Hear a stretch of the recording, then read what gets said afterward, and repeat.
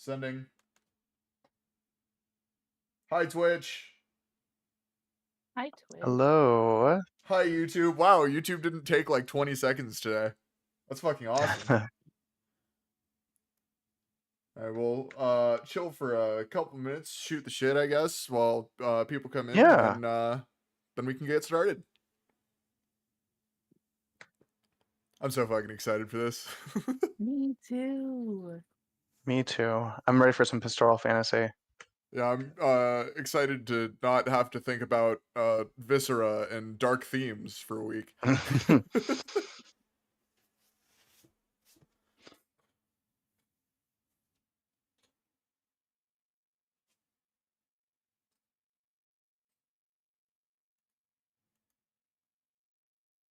Ooh.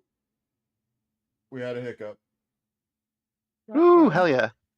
That's a good sign. Get out of the way Great sign. early. It might have just been a one-time thing. Hold on. Let me check YouTube. Oh, okay. Also good. Also good. Yeah, I hope we're good after that. It just went down and came back up, so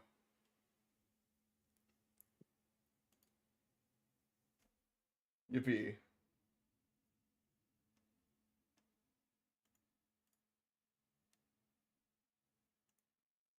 Oh. Okay. Oh, I'm We sorry. are good. We are stable.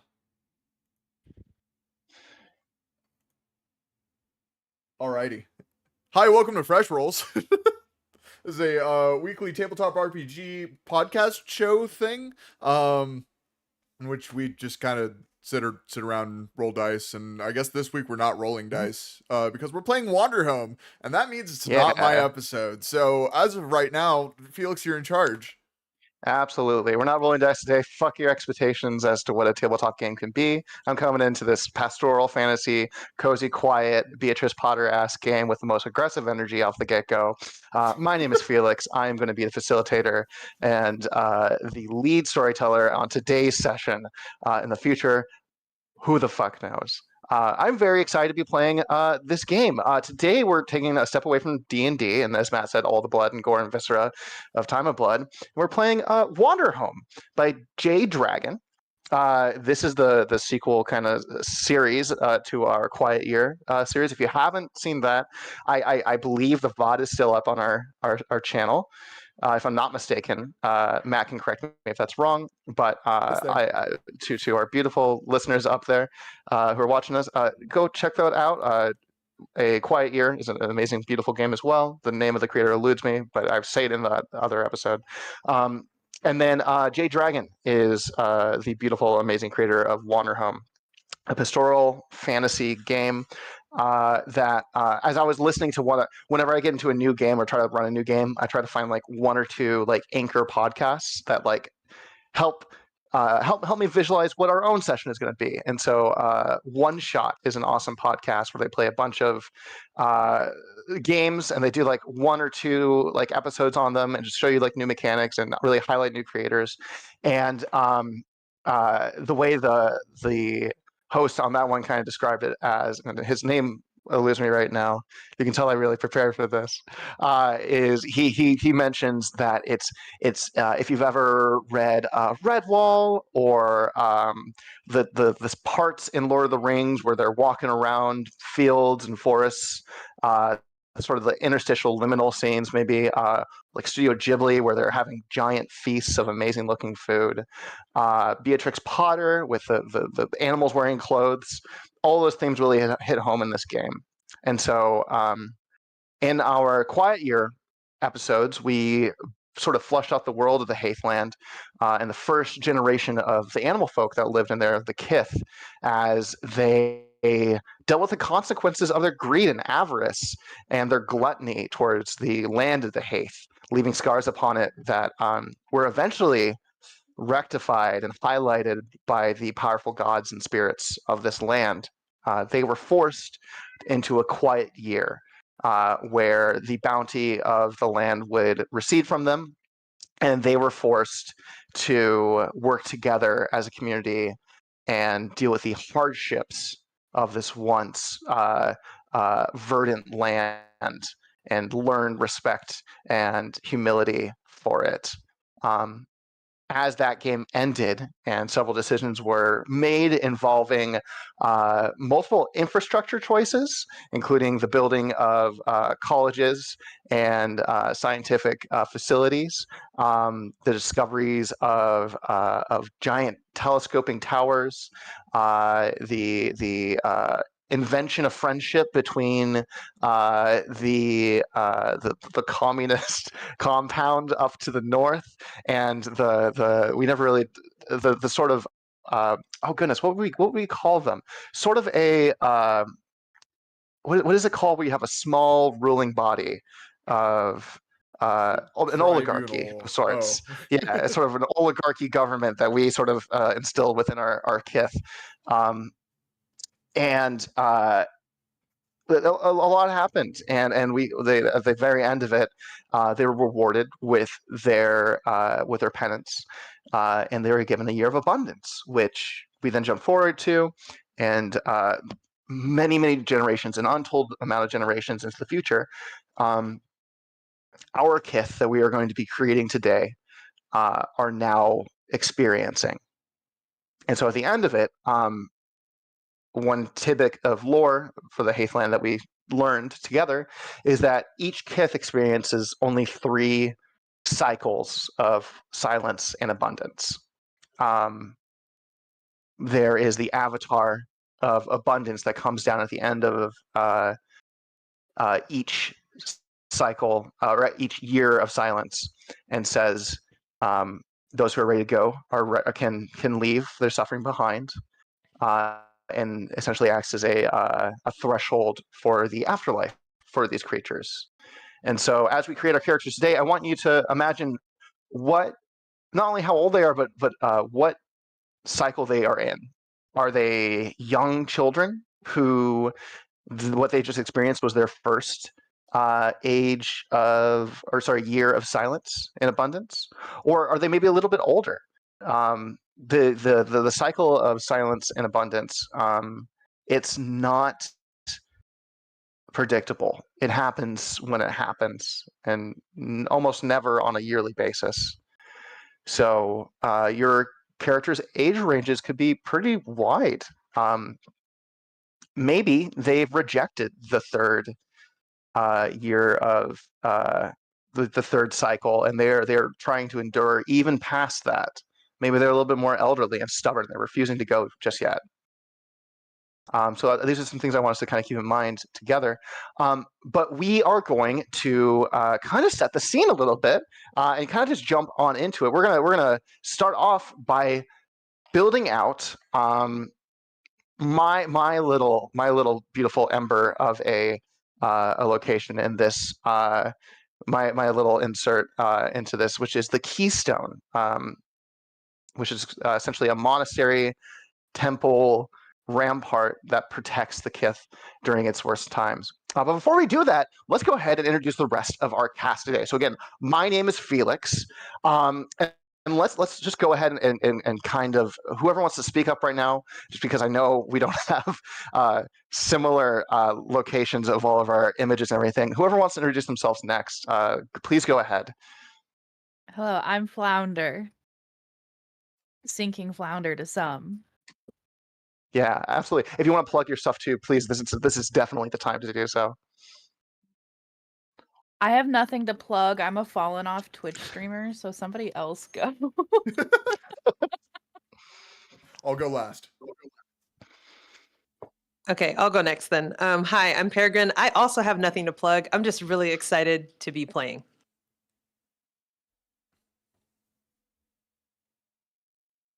Oh, I'm Tofar Love.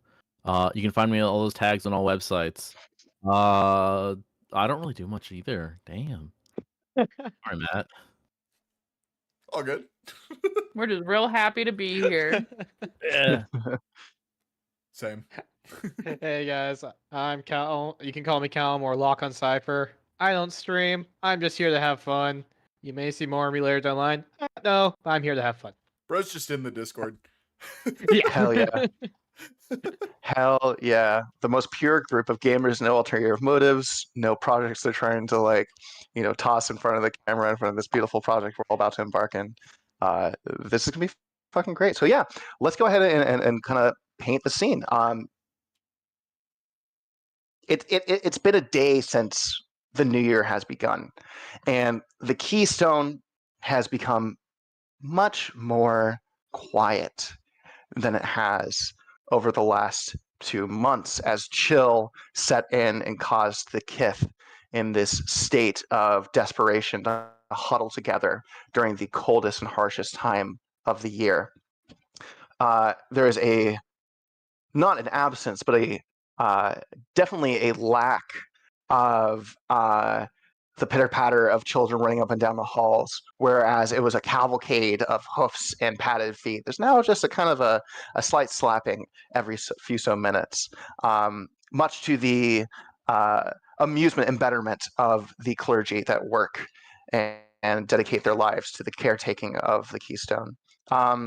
There's definitely an emptiness that is felt here as some of the older Kith who have surrendered themselves and their corporeal forms after the third cycle and have chosen to move on into the afterlife are no longer with us anymore and with their loved ones. And so some of their loved ones have stayed behind, and they're working with each other to kind of accept the steps forward that are laid in front of them and to move gracefully and as peacefully as they can through their own grieving processes.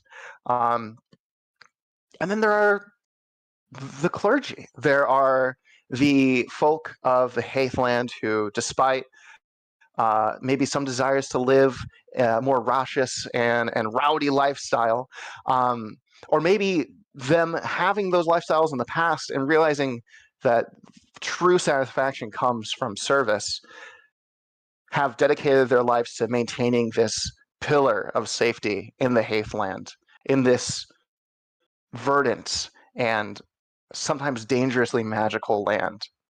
And we see little cloistered figures, some mice, some bristled boars, a chatter of squirrels, all doing various chores around the Keystone. And it's the end of the second day of the new year. We now find ourselves in the month of Tillsoil, in which let me see if I can pull this up here, since we have such a wild and beautifully cared for calendar for this game. Tillsoil is the first month of the year in the season of leap, after chill has ended, when the ground is just warm enough for planting. And so the sun is just beginning to melt away all the snow and the frost outside. The year of abundance has caused that sun to magnify and is speeding up this process.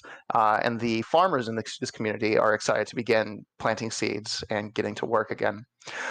But it's the end of the second day. The sun is set. Small flickering fireflies dance around. And while in the courtyard of this grand and also somehow humble space, we find a group of Kith, all from various lifestyles, all from various wants and needs and backgrounds. And we find them all around a fire, just kind of enjoying a nice meal. And I would love for all of us to add something to this scene and to this meal.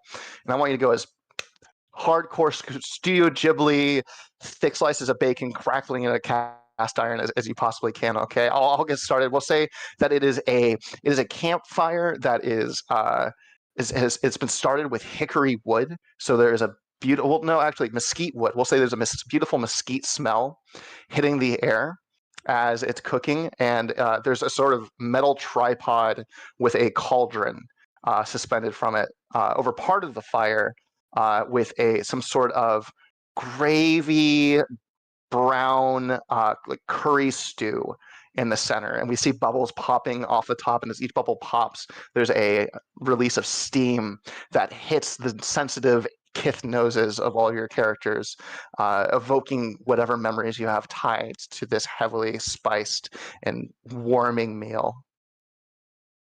Flounder, why don't you go ahead and add something to this as well? Don't put me after that.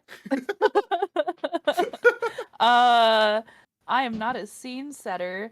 There's like a array of colors to the vegetables in this stew. There's some carrots and potatoes and some celery chopped up. Pass it along, please. I could go ahead and call on people if that's a little bit easier for us to kind of warm up for this. Callum, Sorry. why don't you add something?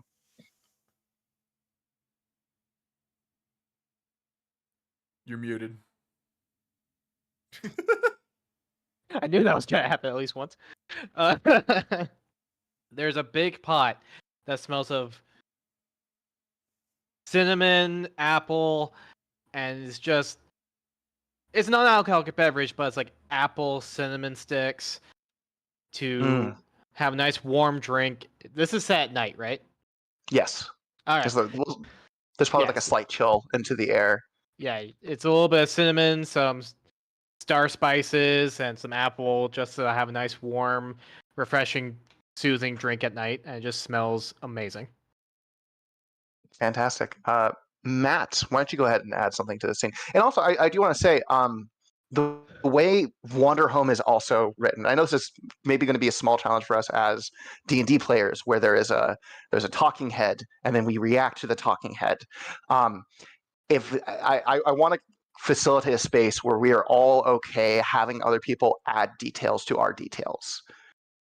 So if during Callum's explanation of that sort of cider drink, if there's say maybe Roman wanted to add something onto that drink as well, I want us to all be okay doing that in this space. I think we're gonna have a much more vibrant and colorful storytelling experience if we're all okay kind of adding on to each other.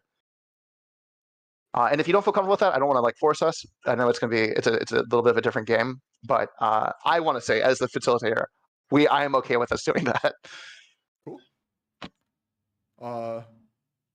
Yeah. Okay, so next to the pot on the fire, there's a little like cast iron grate. And one of the kith is searing some meat before tossing it into the stew. And pressing it down with the spatula and making a solid sizzle for all in the area to hear. It smells wonderful with the spices he's put on it.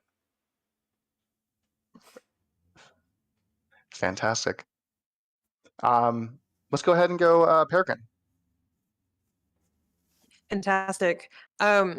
There's also set a little ways away from the fire. There's like a table that has a bunch of different stuffed pastries that kind of look like bean cakes. So some are stuffed with like different bugs. Some of them are stuffed with like beans or like different legumes.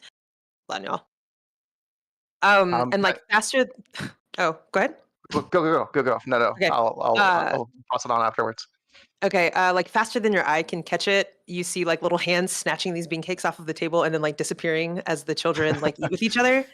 And standing next to the person who's like cooking on the grate in front of the pot, there's like a portly deer that's kind of rotund in nature who is serving stew to people. I love it. Fantastic. I also want to add maybe like the top of the bean cakes have like some sort of decorative element to them, maybe some sort of like paste frosting of like the different seasons of the 5 different seasons in this land. There's also jars, like giant jars of the reserves of honey, like everywhere. Beautiful. From one of our friends from the first few games, maybe. And one tiny jar of jam. Everyone's pitching in. And Roman, would you like to finish this description of our campfire? Yeah. During all this activity that seems to be, keeping people happy and fed, you hear the pitter patter of feet walking up to the large cauldron, dipping in an old wooden spoon. It's definitely seen this dish been made 100+ times. Stirs it around a little bit and comes out with just a little bit to try. And you hear the quiet sip of it, the smacking of lips, and this topping for considerations before a little more salt and a few other spices to be added in and returned. I think as well, one of the aforementioned children comes up to this figure and like points at the salt, and like before the figure can like do much about it, grabs the shaker of salt and tries to pour in much more than is needed, and it's very close to messing up the stew before or you know what, actually I think what happens is they dump in a bunch of salt and there's a silence over the campfire, and there's sort of a little bit of panic from this child as they realize they did something wrong, and then this cook figure looks and kind of pats them on the back and shows them by adding in these ingredients we can fix this, and shows this kid that there might have been a mistake made in impetuousness, but it can be rectified and it does need to be punished. And does anybody else want to add anything to the scene before we get to our story?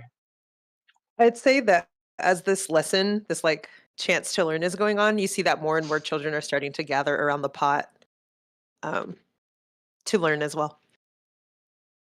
And awesome. I think yes, there is definitely this kind of community right here that's kind of building around this campfire. While there's a much larger group inside the walls of this, a small gathering has happened out here, and maybe those who don't feel so comfortable sitting in with everybody else, or maybe those who understand why they've the importance of speaking to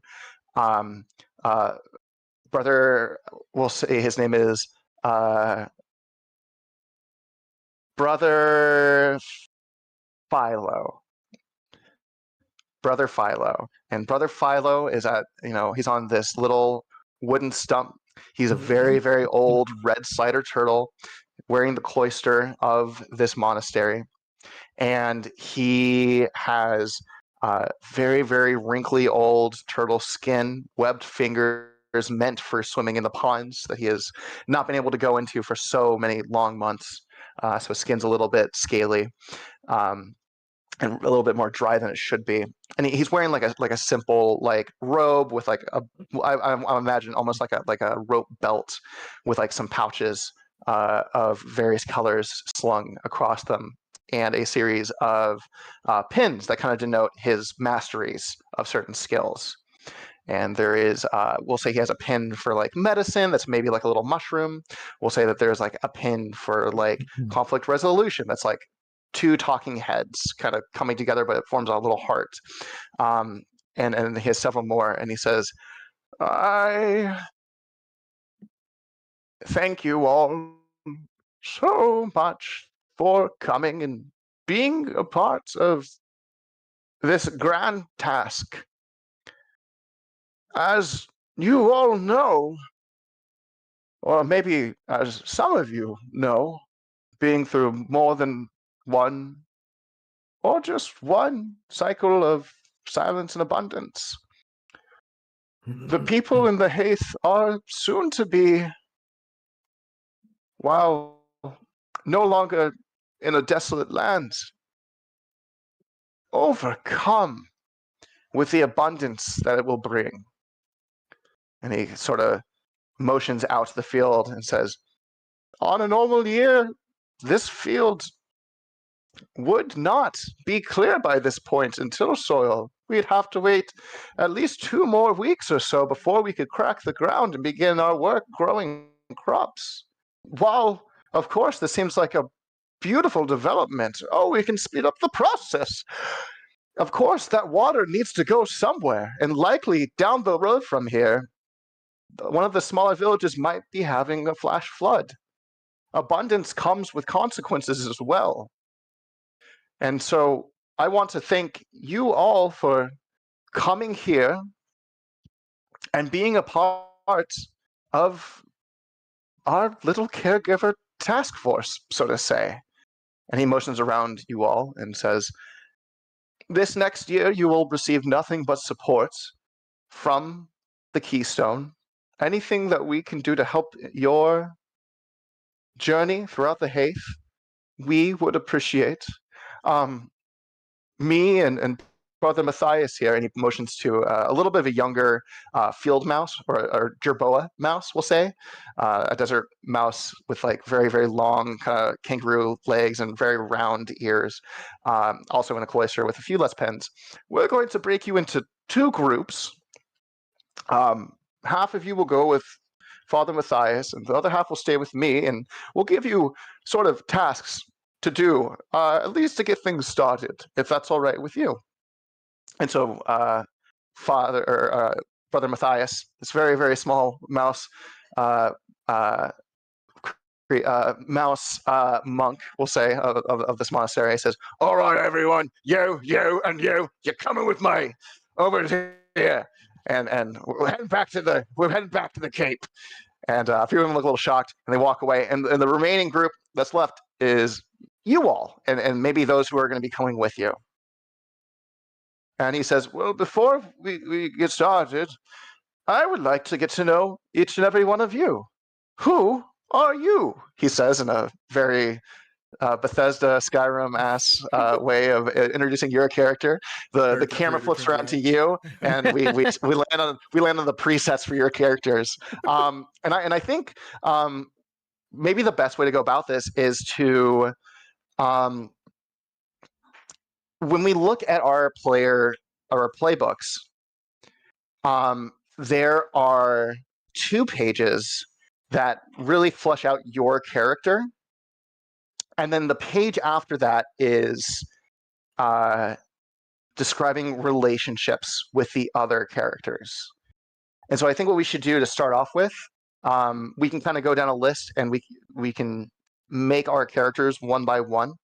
Maybe if that person is comfortable, having other voices kind of jump in with ideas and maybe little inspirations or influences, or if they want to just take, say like, this is my character, I'm doing it this way, that's also cool too. And then after we get through that, I say we role play those other questions. Yeah, sounds good. Fantastic. I would love to go last, because I would love to see what you guys are all doing and see how my character can kind of help facilitate maybe a little bit of navigating for this group. Who would like to go first and introduce their kith? Nobody wants to raise their hand first in class. Shit, I guess I will. Beautiful. Matt, thank you so much for jumping out there, my friends. It's scary to go first. Before I choose, or we're not choosing classes yet, right? Or are we? Or... We are building your character on screen. We're doing all of it. Okay. In front of not only this group, but also all of our audience members. So don't fuck up. Okay. No pressure. No pressure. What playbooks are you thinking of? So I'm thinking either Firelight. So the Firelight is accompanied by a firefly that lights their path and helps guide people through the world.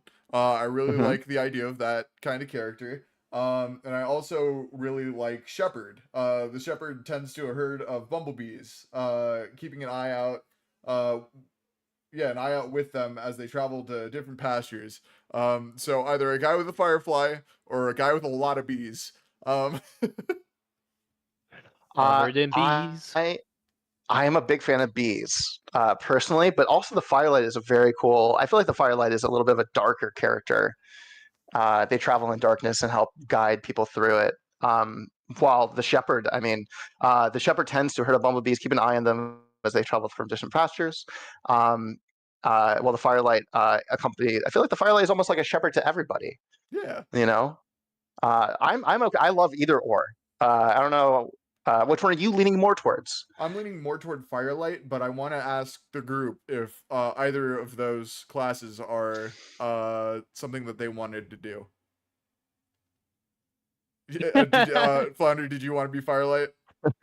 It was my number 2 after the moth tinder keeper. Okay. I'm cool with giving you Firelight and taking Shepherd.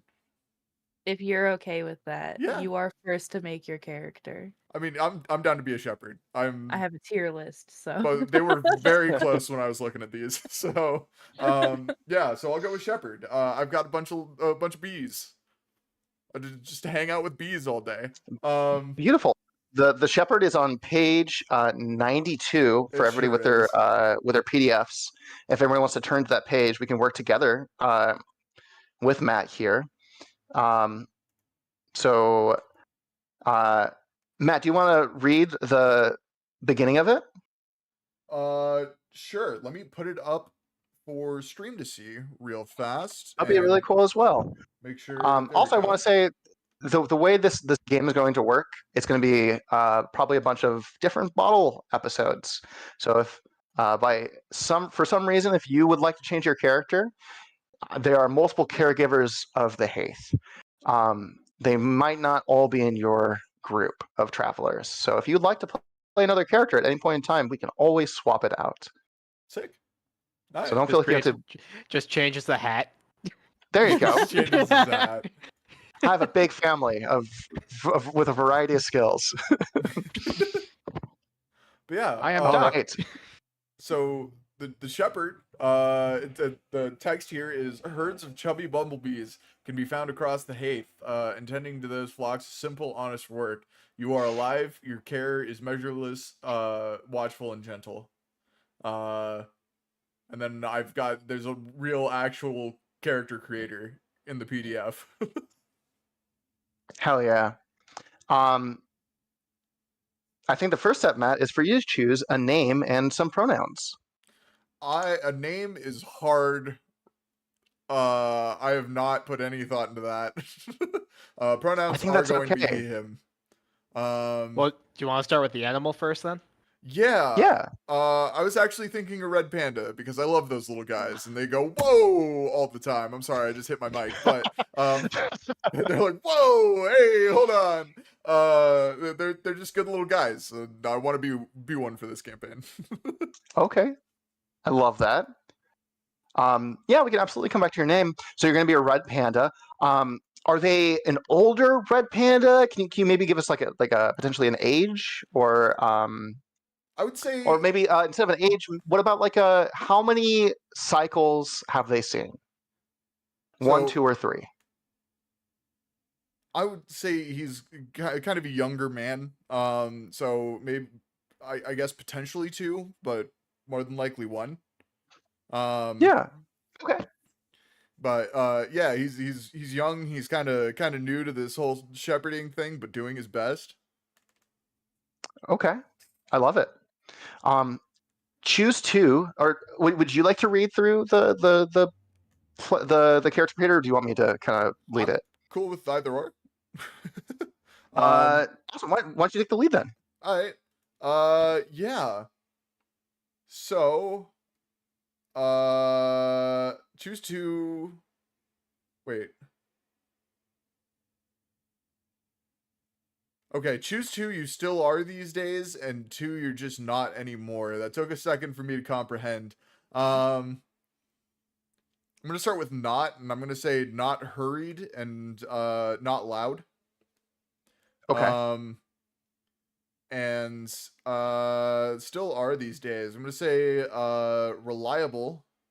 And I mean, he's a shepherd. He's got to protect the bees. We'll say brave. Yeah. I love that. Awesome. Are you writing this down on your end as well? I sure am. Okay, gotcha. And I'm sorry, what did you say? Fight off some like wolves or something. What would wolves be to bumblebees? We have the spiders. We have the burrowing spiders. Ah, that's correct. I forgot about the or wolf spiders potentially. I think spiders are a really good representation of like predators in this world.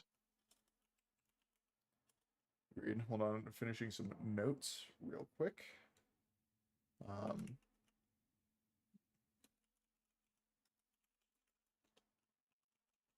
Okay. Then I guess next is describing my look. Mm-hmm. I'm gonna say I have a shepherd's crook. Okay. This is 3 to 4. Patchwork overalls. I love it.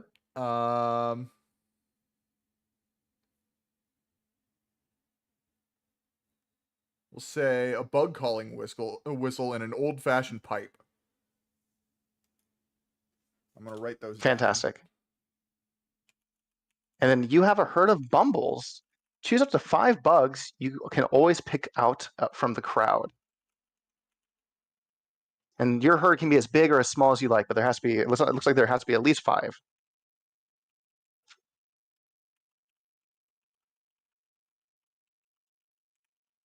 Sorry, still typing. There we go. Oh, that's okay. Okay. Choose up to 5 bugs you can always pick out from the crowd. I'm gonna enlarge this real fast. We'll say the oldest bumble, gray and slow. The luckiest one, because I think at some point you're like taking bets on when that thing's gonna fail.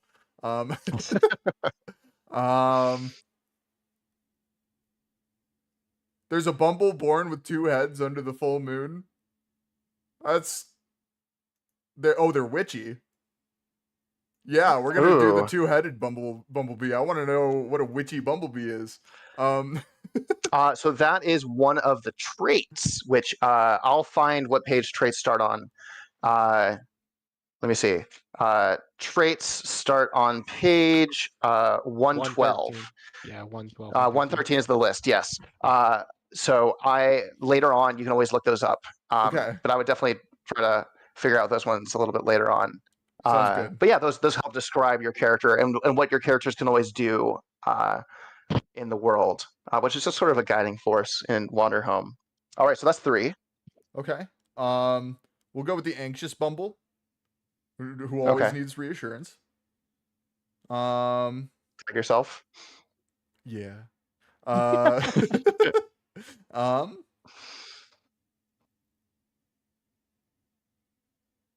The bumble who is remarkable in no particular way, but they're still your favorite. Oh. The most average bumble. The most average bumble.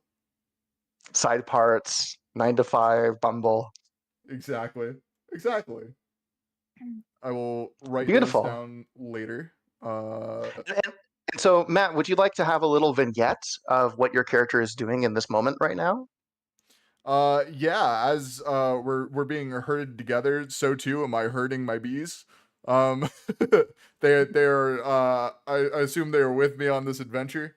Because I can't just leave my flock out there. They're just kind of buzzing around, bumping into each other. The 2-headed one is casting spells. And I'd say my nameless figure is just smoking his pipe, just kind of watching the herd, waiting for the order to move out toward wherever we're going. Making sure nothing buzzes out of line. I love it. Fantastic. And so you're kind of sitting around the campfire, this red panda, watching both Brother Philo, but also with one eye kept on their flock as well. I love it. I love it a lot. Let's see. Who would like to go next? I can go next. Nice. Founder, please, by all means. Okay. Who are you playing today? A firelight. And for my animal, I'm going to choose a nocturnal animal, and I want to play a hog-nosed bat. A hog-nosed bat for a firelight. Okay, so real fast, page 60, everybody, for the firelight. Would you mind reading the introduction to the firelight? Yes. It is easy to get lost in the darkness and the deep. The firefly at your side will always guide the way. You are alive. Your care is forward-thinking, mutual, and shining bright.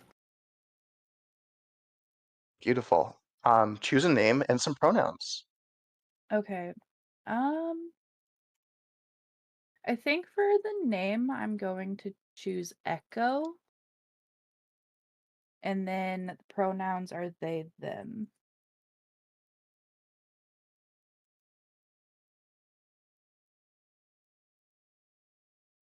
Beautiful. And then choose an animal. I will be choosing a hog-nosed bat. I Wow, love it. Those guys are funky. incredible.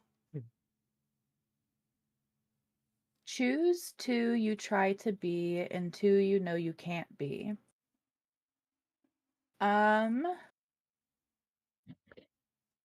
I think I try to be endlessly patient.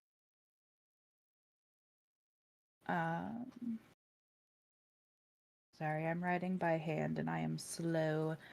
And That's then okay. I also try to be a good judge of character.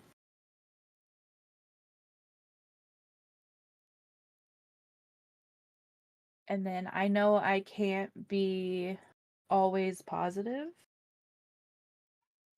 and can't be everywhere at once.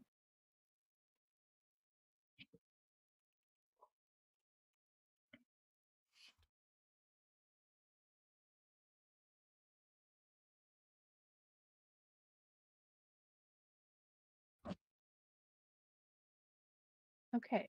Uh-huh. And then describe your look.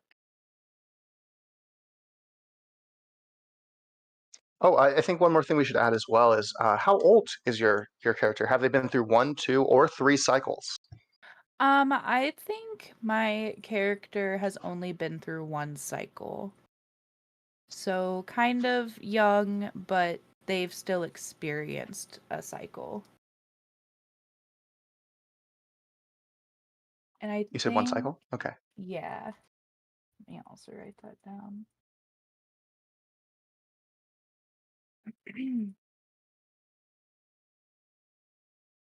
I think I want to have a reliable wooden staff, Hell yeah. a well-loved fiddle,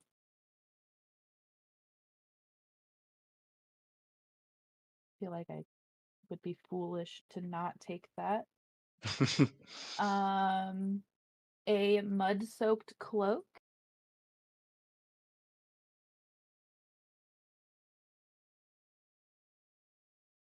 Beautiful. and shining eyes that pierce through the darkness. I'm imagining almost like the reflective lens or the reflective film on like nocturnal animals, but Yeah. it's just always on. When you take a picture of your dog with flash at night. Yeah. Real. That's Echo. You have a firefly and you have a firefly, your companion that stays by your side no matter what. They sleep during the day and light up at night. They are luminescent. Choose 1 to 2 to describe how you met. Oh, cool.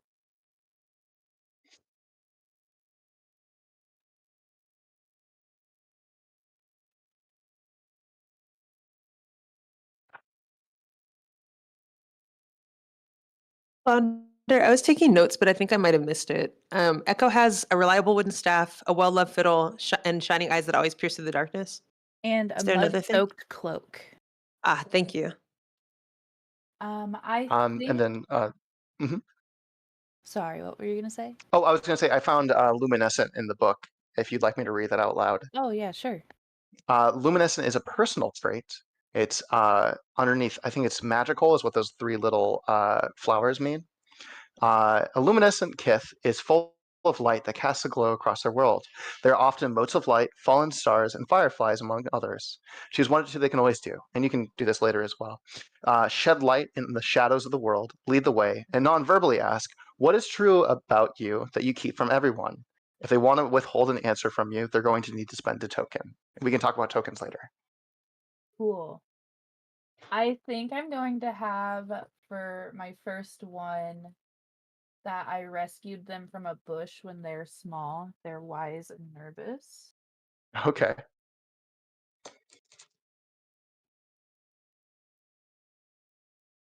Um,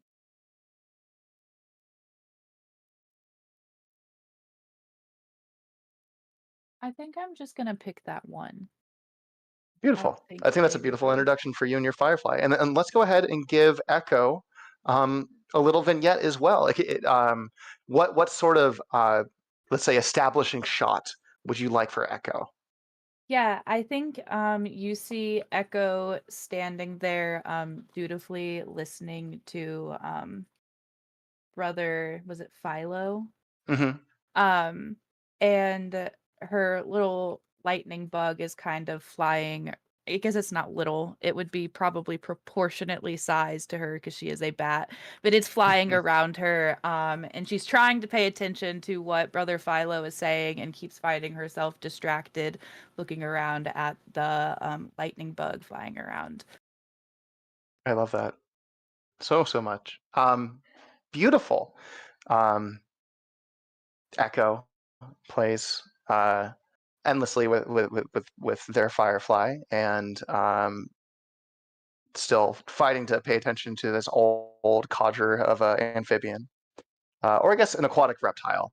My apologies. Who would like to go next? I'll go. Yes, Callum. All right. I am going. My character is a great gray owl. Pronouns are he, him. His name is Glimfeather, and I want him to play as the teacher. Oh, beautiful. And the teacher, what page is that on, my friend? 96. Awesome, 96 for everybody else. And would you mind reading the intro for the teacher? No problem. Across the faith, there are students who need teaching. You travel from town to town and help them learn the little pieces they might not yet know. You are alive, your care is wise, distant, and gentle. I've already said my name and pronouns, and I already chose an animal. So, And let's you said Glimfeather and he, him, right? Yep, Glimfeather, he, Okay. him. I am a great gray owl. Beautiful. And please, by all means. Also age, I'm going to say he's on the older side, so maybe 5 cycles. So you've been persisting. You're like, I'm not fucking going down yet. No, I'm an old man. Because most kith will only stick around for like 3 max. So you're like, I'm just gonna keep going. Okay. I was actually gonna ask about I it. love the idea of you being this like curmudgeon, like, no, I'm not done yet. No, I didn't hear a too bell. much to teach. You're like the history much to teacher that teaches for 70 years until they literally get forced to retire. Yeah, pretty much. Right. The Great War. I love the that. Great Pepsi Fuck War. yes. Pepsi. I was there. So I'm beautiful. You're very, very old. Yes. I love it. Characteristics. He is creative and extroverted. Still kicking.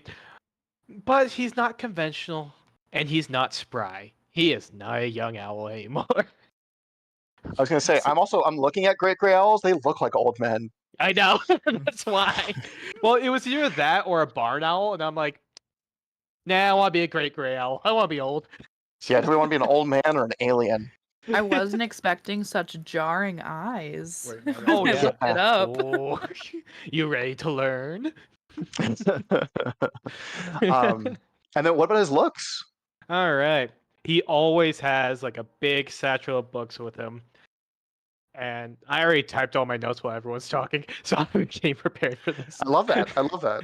Yep. So satchel of books. He has a well-kept cloak, but he has a dusty blazer. So his cloak is clean, but his clothes are dusty.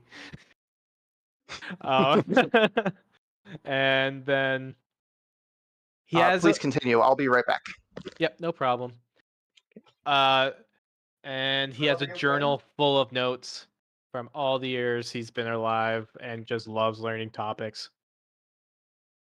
What's up? Is he one of those people that like young people pass by him and whisper and are like, "Oh, that's Mr. Glimfeather. If you blow on him too hard, he'll fall over." Probably, but he'll teach you. Subjects that he'll teach is household magic, epic sagas, and herbology. So, Felix, just to catch you up on what he looks like. Yeah, sorry, So- my cat knocked down a ceramic plate that I had 2 Ooh. air plants on. Oh, So- fuck. Oh, that's not good. Did, Yes, did anything break? the plate. Oh, okay. Unfortunately, Sounds about right. So, based on looks, he has a satchel of books. He's Okay. got a well-kept cloak, but he Mhm. has a dusty blazer. So the cloak is nice and clean, but he's got a dirty blazer, and he has a journal full of notes. He I has no love it. glasses or anything like that. He's just old. And Love him so much. yep, subjects he likes to teach. He likes to teach household magic, epic sagas, and herbology. Okay. And Things he wish he could teach. He wish he could teach life still paintings. He wish he could do all that. But those have been gone, so he can't. wait, they've been gone? Like there's no more painting supplies, or Art doesn't All the- exist anymore. Nope, they're all gone. He can't he's carry read about paintings. paintings in his sagas. He can't bring the paintings with him. Oh, okay, I gotcha. Yeah, they're all gone. Okay. So carried items that he cares about. He has a little inquisitive, buggy friend named Beru. So he's Oh, I got a love little that. bug. Named what? Beru. Beru. Thank you. Yep. And Oh, he. I was gonna say, I just realized that there might be some options on that second page that you guys still have to fill out for your character. So I apologize if we have to hit those again. I thought the second page or the third page was always like things that we talk about for each other. But as with the teacher, Beru, the little buggy friend, is on that third page. So please double check your third pages and make sure you have all your options. But there is chosen. one. The one item he's terrified of misplacing Mhm. is a promise made to a daemon with a catfish head that you try not to think about. I am. Can I say, Callum? I am Yeah. so I beg your glad- fucking pardon. What? I am so fucking glad you chose the fish-headed demon, because I don't know if you remember in my introduction, but I did bring up the Crossroads fish demon. Yep. So they will be a part of our story. So long as I breathe, the fish-headed Crossroads demon has one fan. How do you think Fuck he's yeah. lived so long? Beautiful. I'm very excited to meet Glimfeather. And what's our little establishing shot for Glimfeather? He is sitting with some of the children, recount with his little bug friend, like acting out one of the epic saga stories of one of the older cycles that he was a part of. Like I'm gonna say cycle 2, and he's recounting of a brave warrior fighting in a war, and his little bug friends like acting like the warrior fighting fighting the creatures. And he has like little stick figures to play with the kids, so he could like be creative and make all these little like pretend armies. I love that. I Yeah. love that. Maybe we can say like this was before the group split off and it got too dark, and the children were like still a part of the group. Yeah. And there's definitely a circle around this aged storyteller, Glimfeather. Oh, I love him so much. I'm very excited to meet him more. Yep. Just gotta add the little dark catfish head. Hell yeah! Hey, we'll worry about the catfish-headed demon later. Matt and Flounder, were there other features on the Shepherd and the Firelight that I missed on that extra page? Good idea. On the Shepherd, there is one. So Matt, can I read this off to you, Mickey? God fucking damn it! There we go. There we go. So for your red panda, Matt, choose one that stays by your side and one that needs to go. It's on page 94. Tell the table about them. Okay. Hold on. I think Um, I skipped it. yeah, it's There on it page is. 94. Okay, 94. There's one that stays by your side and one that you need to let go of. Okay.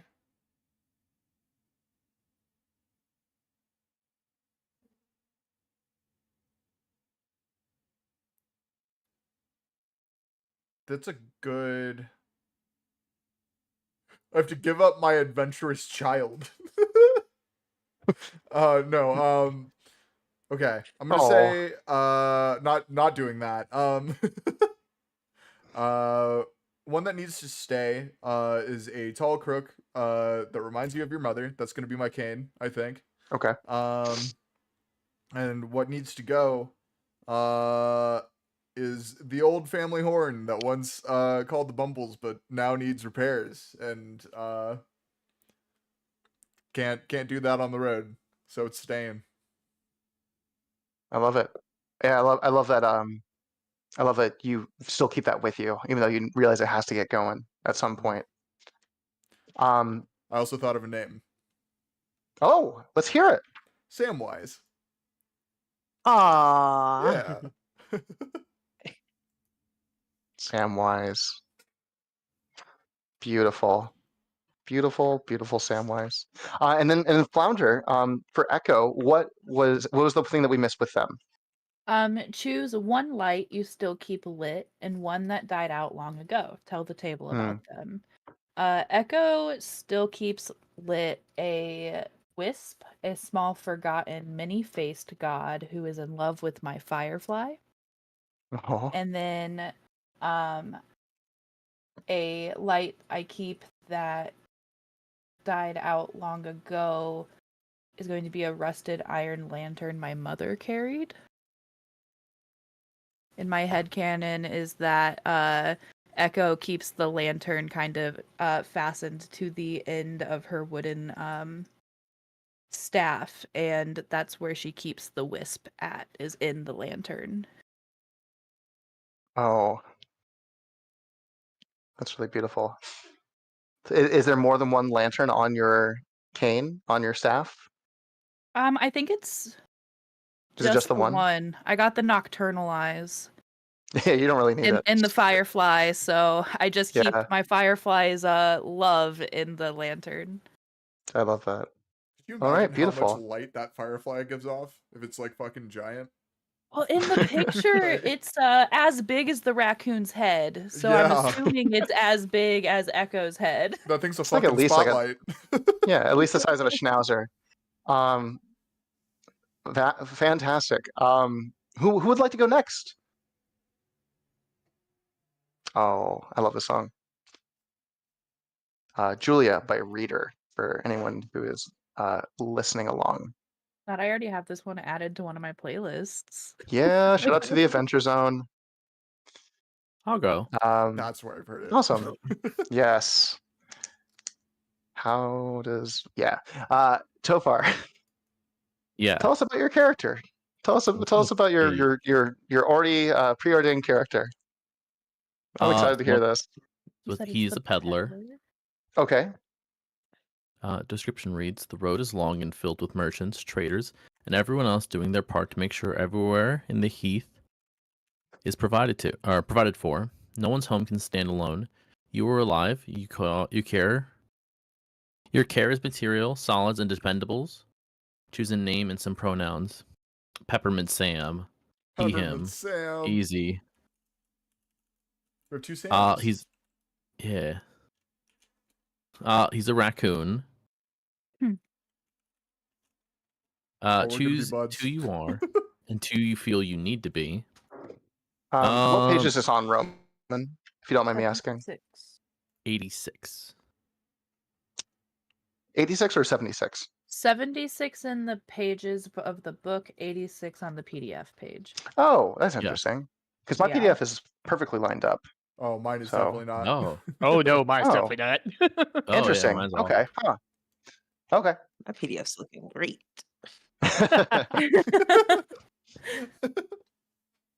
Sorry if I sent anybody a janky PDF. Hey, it's all there.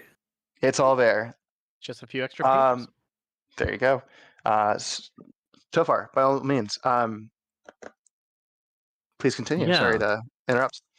All good. I Did you think say he was a he's very raccoon. I think he's very experienced in the art. And a little stern almost. Not really giving off a ton of back and forth, which isn't really great for a peddler, so and the two that he feels he needs to be are going to be extroverted and calculating, knowing his time is very limited. He knows that he needs to make really good time of travel and getting around. Getting the best deal on wares is going to be very important for him. And he really would always want to step out of his shell and be a more out there raccoon. I love him. What a Describe your guy. look. Okay, Yeah. please do. So the first thing he's gonna have is a patched up mustard coat. It really is like patchwork at its finest, with very little of the original coat remaining. Some would question if it really is a mustard coat at this point, just with how many different patches of colors and thin stripes and big chunks there really are at this point. Let's So more see. patchwork than mustard. Yeah, It's like one patch of the original mustard left. pretty much. I think the top It- half from like shoulders down, or like right, like this area is like the yellow, down is just kind of a mix. Kind of a Theseus's ship, right? Yeah. Hmm. Let's Okay, see. I love it. I think he has this nice fancy hat. And this is like a very old, like London style, very large, very elegant, rounded hat with a giant boa feather on the side.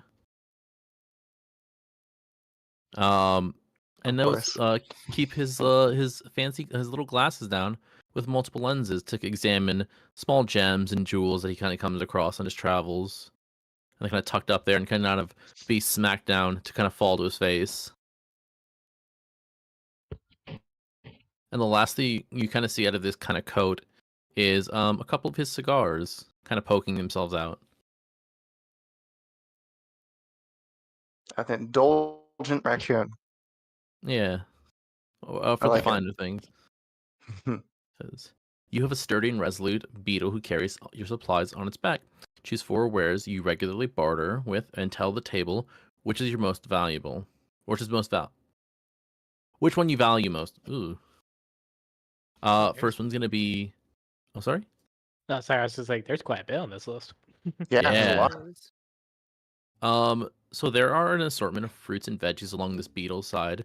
I don't know if there's more about it. For reference, I did decide to make it a Hercules beetle. Hell And they're yeah. fairly large in the Nice. picture. Hold on. So I'm kind of gonna along show chat.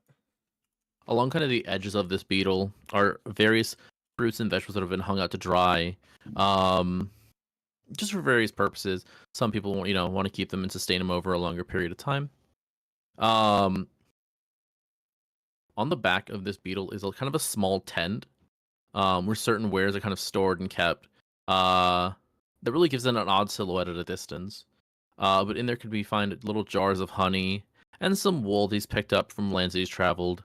I can't remember what they're called. Shepherds that he's kind of met and traded with for some of those jars of honey. Next up is various smokes and drinks can also be located in the in that same tent. Real small bottles, little tiny mason jars full of different elixirs and different colors.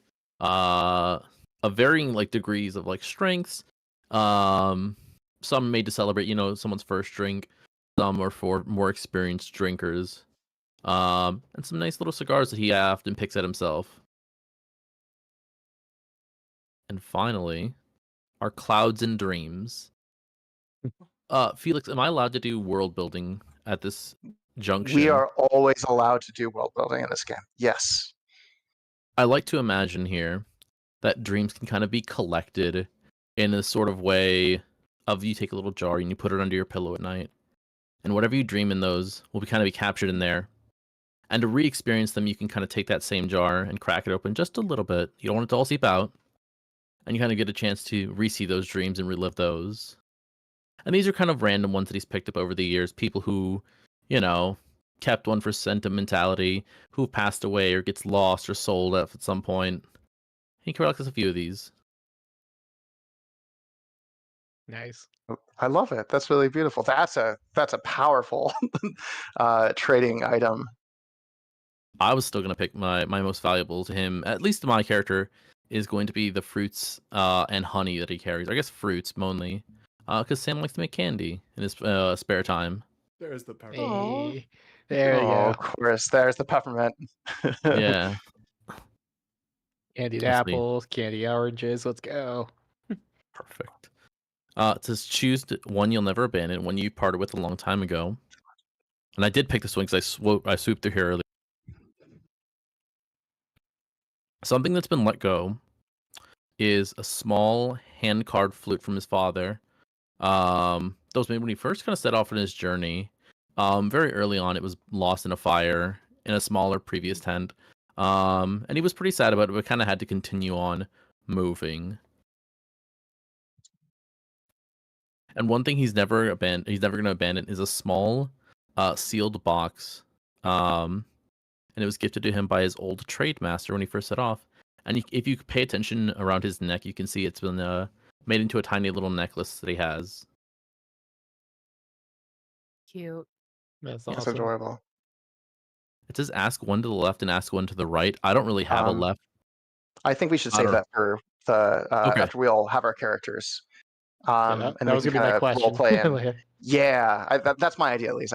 I think we should all like role play and kind of have that as a way for us to bond our characters together, because they will have known each other per the rules of the game, even if just for a few days. and we could probably set it up to, since we're in Discord, like top and bottom, maybe. Like from the list that on might. the. Yeah, absolutely. I like that Yeah, idea. that'd be- Let's go ahead and get into our last, before me, I guess, our second to last character, Peregrine. Oh, wait. Did Tofar do his vignette? We did not. Thank you so much for keeping me honest. Peppermint Sam, the camera pulls over to him, and this can be at the campfire. We can say it's whenever, just to kind of give us an idea as to who Peppermint Sam is. Just a little, maybe a 10-second reel of who this character is. Yeah. I think the beetle itself has kind of laid down, flattening itself as much as possible, allowing the tent to kind of sit very undisturbed. And you see this little raccoon sitting on its head, kind of arms folded, smoking one of his cigars, with a little bottle of a clear fizzing liquid kind of tied to his hip. And you kind of see him looking around and trying to, really looking for someone who might be looking to buy something. Candies and honeys out in full display at this point. I love it. There's a bee Oh, I love him bumping so into a much. jar of honey.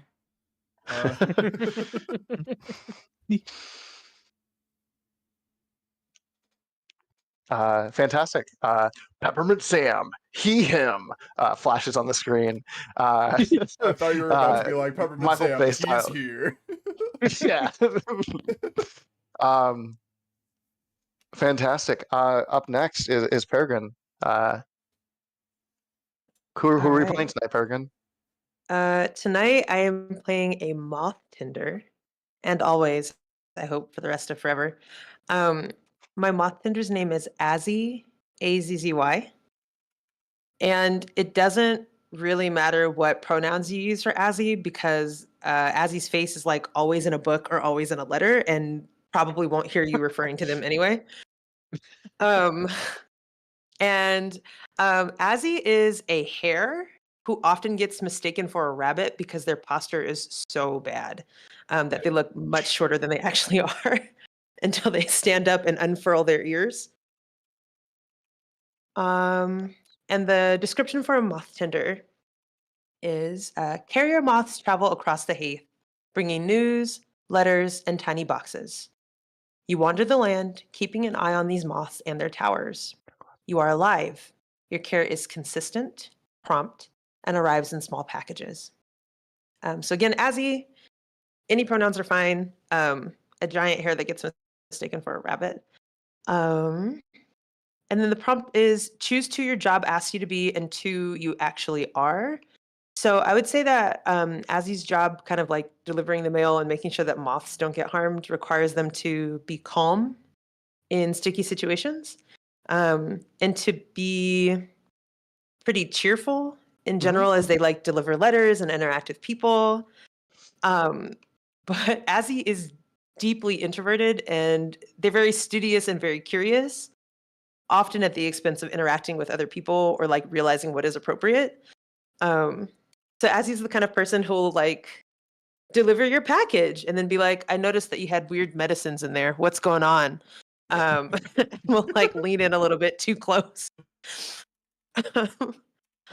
uh, and then for Azzy's look, Azzy has a, let's see.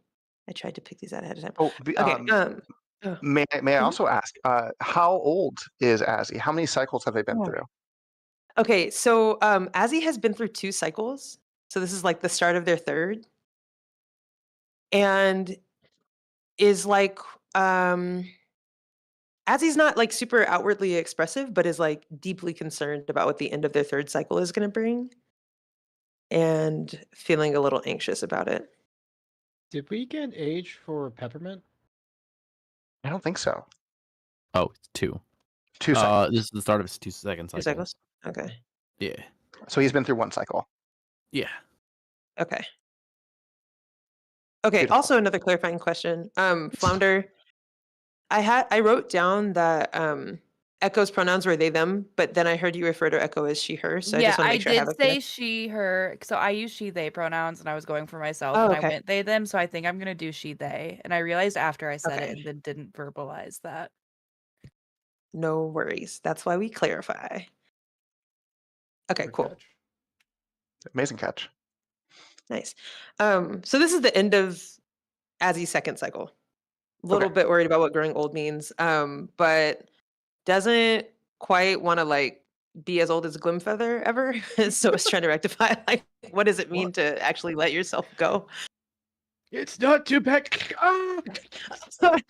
There's Well, that's dust my coming hair. out of his mouth every time he speaks. Yeah.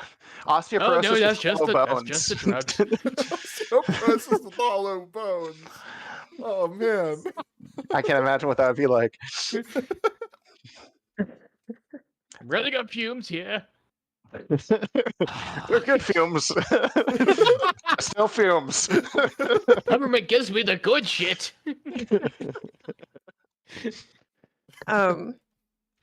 Yeah, I feel like if Azzy ever has kids, Azzy's gonna tell their kids, like, yeah, Glimfeather was my teacher when I was your age. I don't know what's happening. In terms of Azzy's look, so Azzy has like a really well-worn moth tending uniform. And there's like holes in places that you would think that a person would normally patch up a hole. Like there's a hole in the chest. Their pants have like a hole like right on the right butt cheek that's like ever expanding. So Azzy's like underwear is constantly showing. They have ink stained gloves from like constantly writing and taking notes and being a little haphazard. A map of the local moth towers that they keep rolled up and tucked on their side. And then if you ever make eye contact with Azzy, there's Azzy generally avoids eye contact, but as soon as they make eye contact with another person, you get the overwhelming sense that they're like in over their head. And you feel a little bit anxious for a second and have to look away. I love that. Yeah. And then so my last prompt, wait, this is my last prompt, right? Oh, sorry, this is my second to last prompt is choose an item that you devote your life to protecting and that's in danger of falling apart. Or sorry, and then an item that's in danger of falling apart. So the item that Azzy always protects and keeps close to them is a beautiful letter from a distant lover who they hope to meet someday. Oh. Damn. Oh. Yeah. Azzy's been pen pals with the same person since they were quite young. This is possibly someone who's from like the communist organization that lived a little higher up. Yeah, the commune. Yeah, Yeah. the little commune. But Azzy has yet to meet this person because they've never left this area. And then the thing that's in danger of falling apart is a pink orchid that is constantly reminding Azzy of the promises that they made to their fellow revolutionaries, as it is very difficult to maintain a revolutionary spirit in a time of peace and abundance. So Azzy doesn't really know what they're fighting for. That's a really, I think that's an awesome layup for some beautiful character choices later on. And that's a great question. How do you keep that revolutionary spirit when there's seemingly nothing to fight for. Yeah. Um, As he's struggling. Yeah, we all are in this time of abundance. And then you have a few more. You have your packages to choose and where they're going.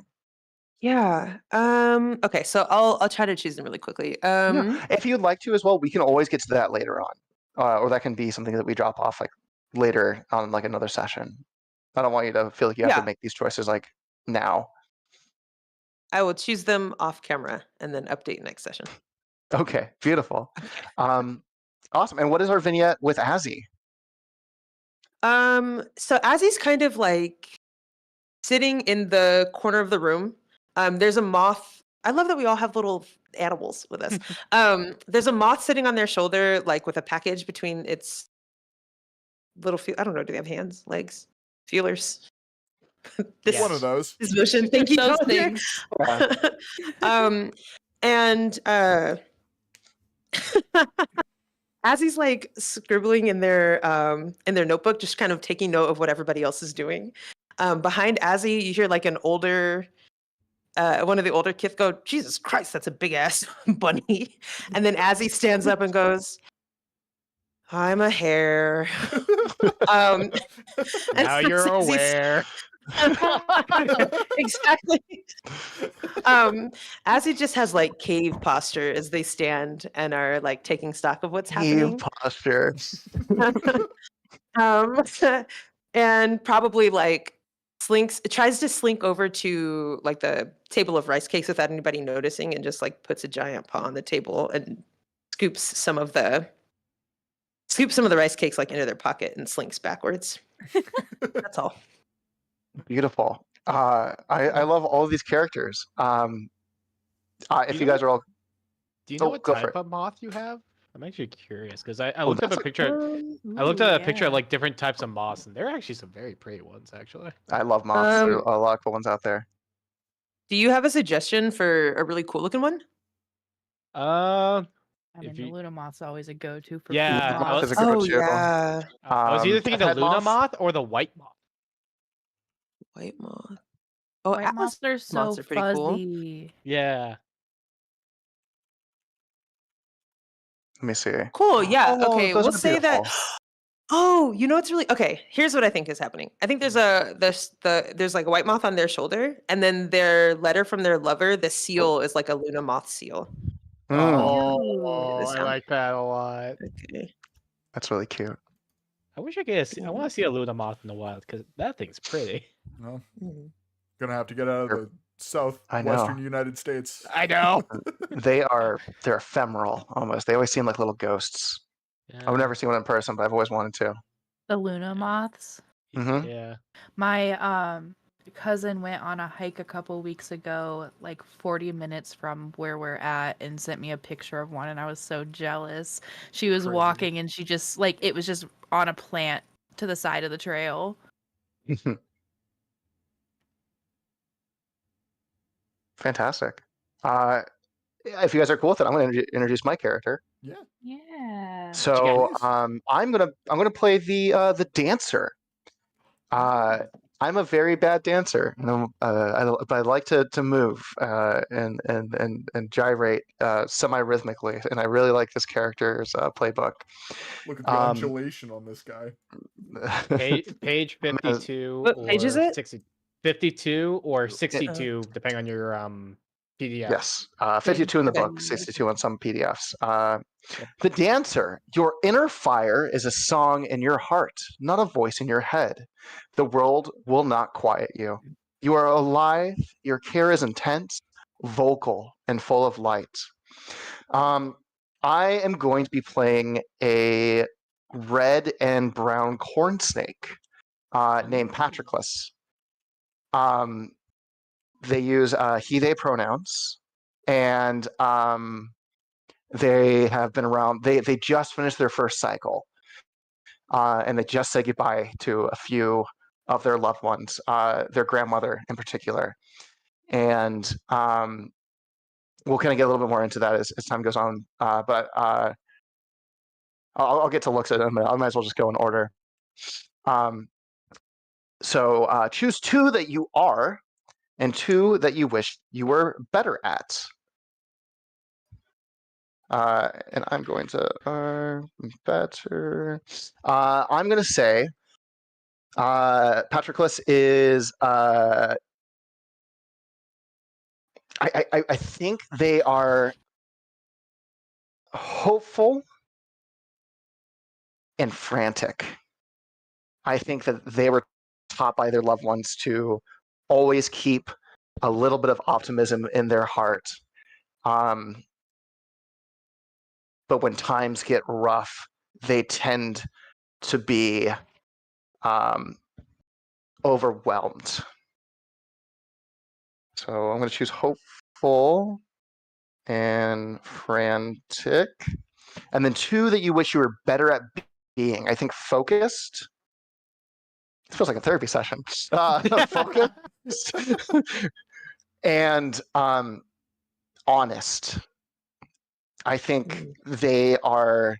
They're a kith that is, while they are a dancer and while they express themselves through the meat machine that they have been given, which I think dance and other forms of art are truly some of the purest forms of expression. You're working with what you got.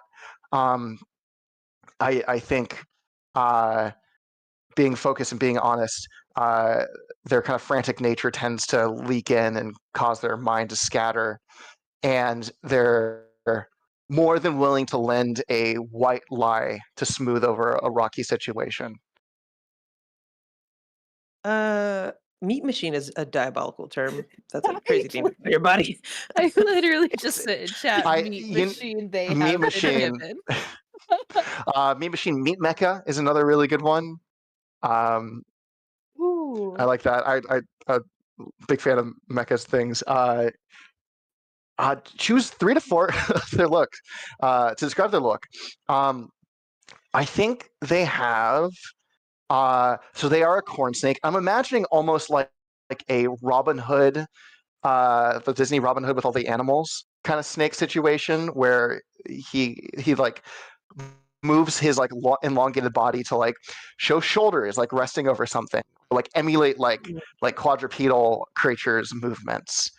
And so I think he has a cloak covered in glowing fungi that he always keeps on him. A stylized mask, I think, for some of his performances. He'll flip down this mask that's like almost on like welder hinges, like a welder's mask, and it's this like it's like this like elaborate sort of dragon, sort of a personification of maybe another him. And there are horns and bells and all these other things on it that really make it shine. I think bandage wrap feet, maybe not feet, but I think along their body, there are bandages from the blisters and sores that have popped up from so much movement and so much anxious dancing. And they're constantly being changed out and cleaned and tended to. And then lastly, I want to say, let's say a sunset shade robes, kind of beautiful draping robes that are meant to fit a quadrupedal creature. But Patroclus takes up that form every so often, or just tends to loose it all into one solid line and kind of slither along.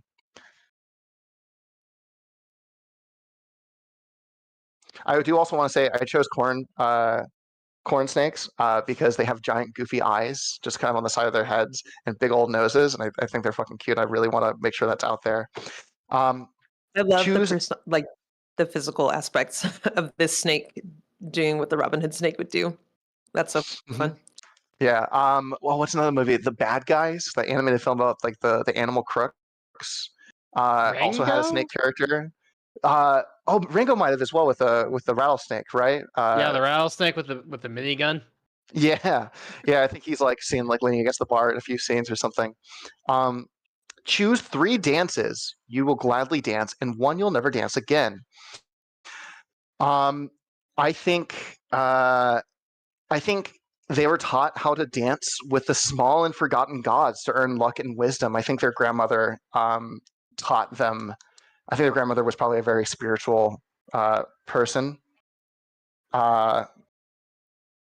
and probably taught them how to commune with these small spirits. I'm writing everything down as well. I apologize about if I'm pausing. But there's a lot here. Jeez Louise. I think a dance with an unfamiliar place to listen and befriend. And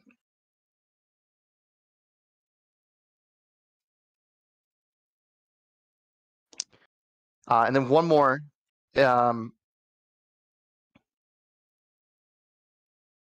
I think a dance to dance with friends to celebrate life and all it gives with us. And the one that they swore never to dance again. Tango. Yeah, the Charleston, the most sexual of dances. There you go.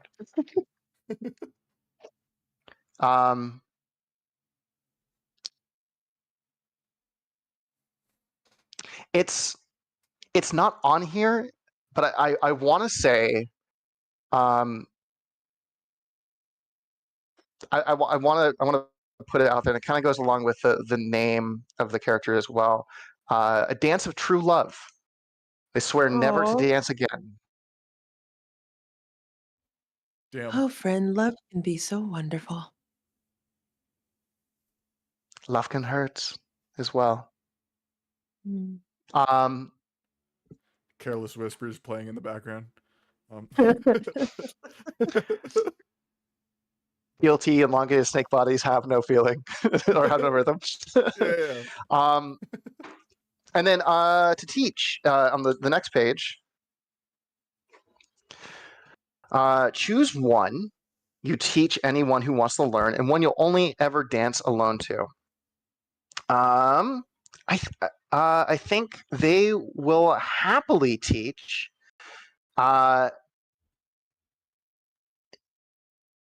lovely whistled tune I think the lovely whistle tune they'll only ever dance to alone. It's the last song that your mother ever sang to you, and I think kind of go along with the character. We'll say it was oh hi Mikri, that's my chord. Maybe it was a song their grandmother taught them. I'll just write down grandma song. Grandma song. But they will happily teach to anybody who wants to learn let me see.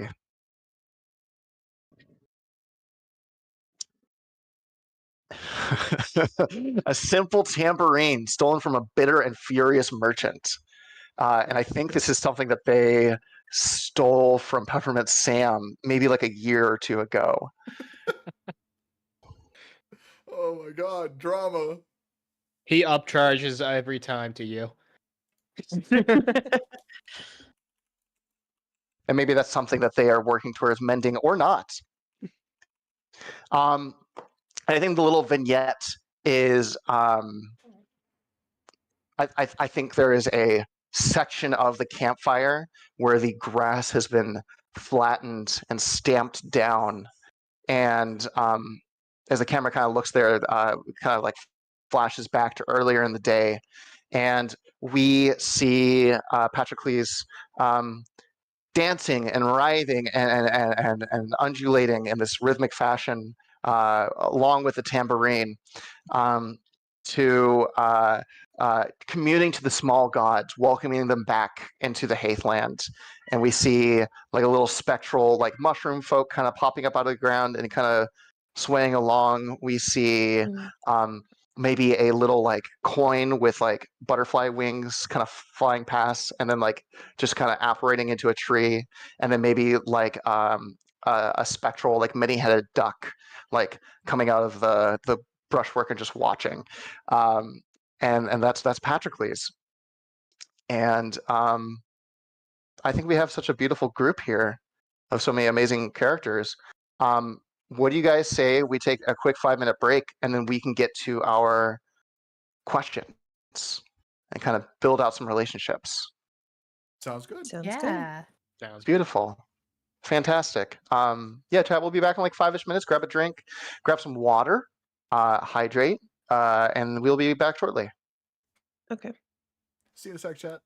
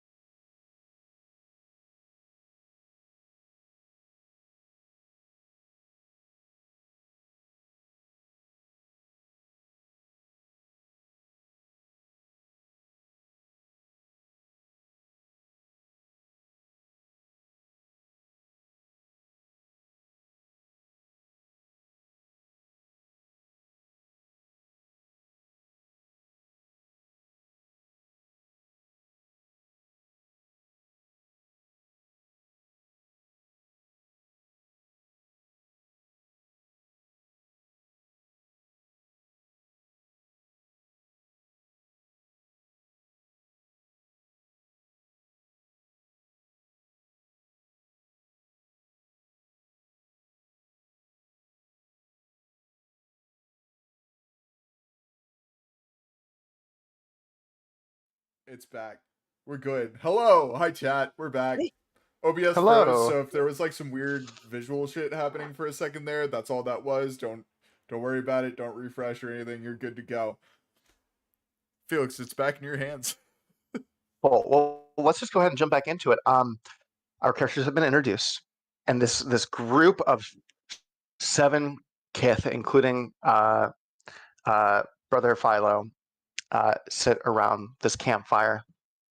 And we'll say maybe the largest log in the center of the fire kind of creaks and finally gives way and breaks, and there's a splash of ash into the air.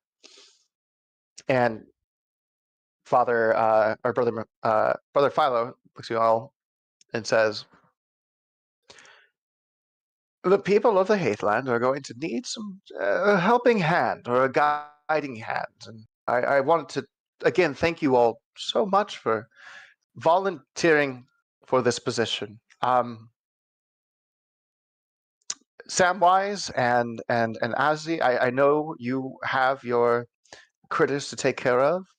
And it means so much to the people of the kith of the Haith that you're willing to also add on this responsibility during this time, and the rest of you, of course, as well." And he reaches behind him and pulls out a large sack, Santa Claus style, we'll say. There's like a thing tied at the end. We'll say, Azzy, you recognize this as like a standard like package sack. Maybe we'll say it's like burlap.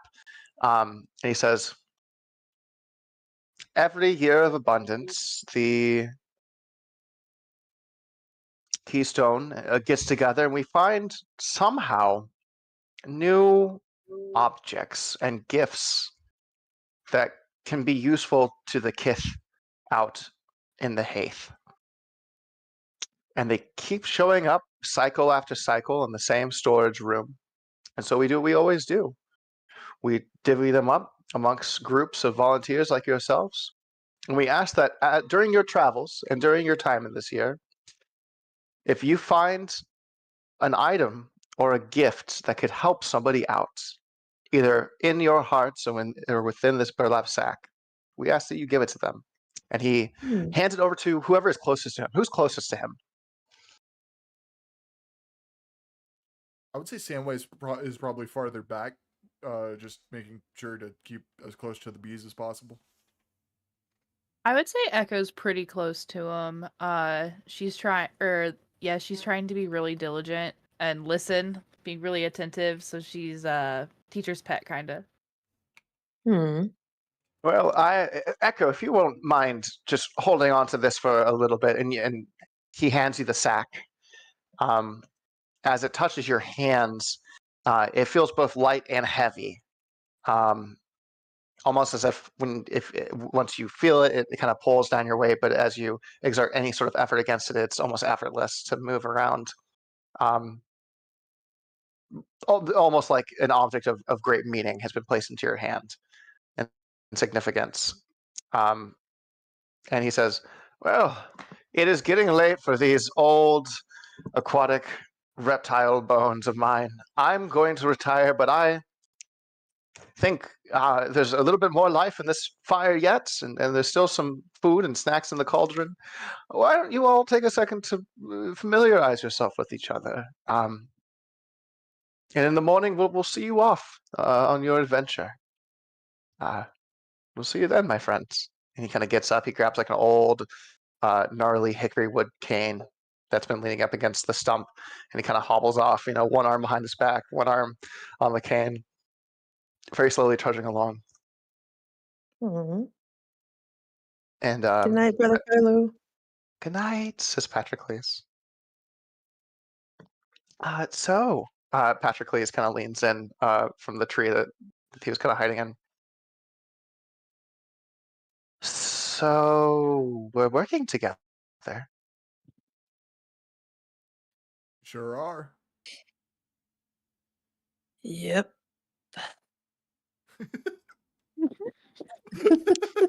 Giving King of the Hill intro.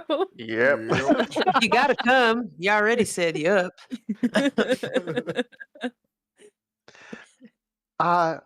And I think this might be a moment for us to use our questions. Would you guys mind if I started Yeah. off? Sure. Yeah. What was the way that we said we were going to determine left and right? We were talking about maybe having a list, but I think maybe what if we do popcorn? Yeah. Maybe Patrick please to start off, and he'll ask somebody one question. We'll do 2 questions each, and then we'll just make sure we choose someone who hasn't been chosen in that cycle just yet.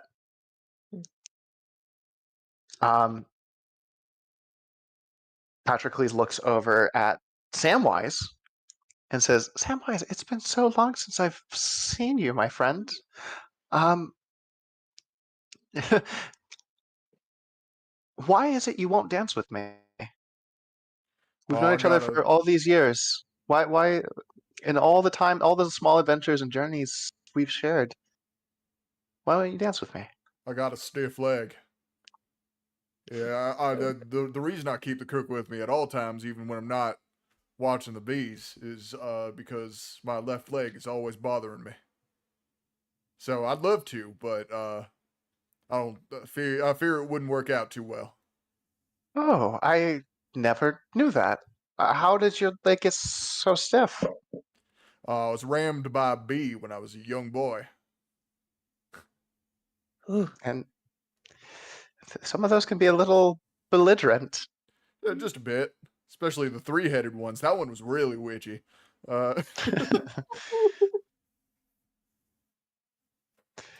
Yeah, we maybe there's a shot in the background of the 3-headed bee, all the other bees are grazing or going up to flowers, and it's just casting lightning bolts into Yeah, the sky. it's casting fireball.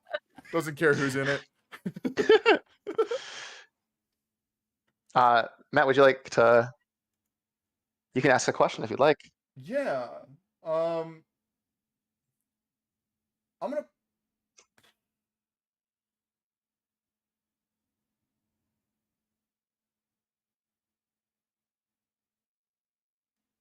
Oh, these are.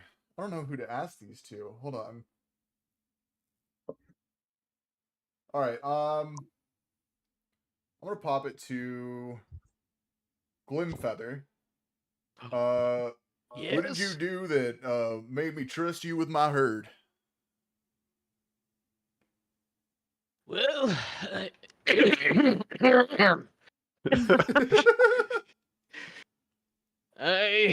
when you were starting out herding your bees, I remember. Everyone sways back a little bit. Yes. I remember one of your bees. Think it was the one that was always anxious. I forget that one's little name. It escapes my mind. That one always you'd. Oh yes, you needed to give it some kind of medicine because it was sick. And I remember looking through all my journals and helping you bring it back to health. That was a good day when we first met. Oh, so long ago.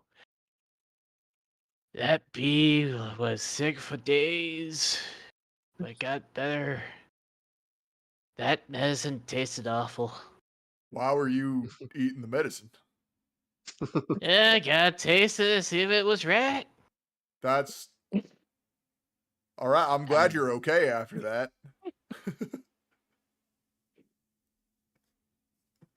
Anyway, thanks My for man watching has my lived herd. through 5 cycles. That's Yeah. nothing. Yeah, I've done My shit. my taste buds aren't the same as they used to. Takes a swig of wood alcohol. It's the strongest alcohol there is. Has a pipe. I don't know.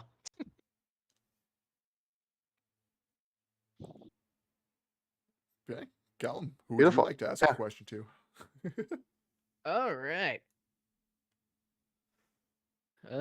Also, I put my name in one of the chats we have, so I think that might be useful for all of us in the future, just so we remember all of our names.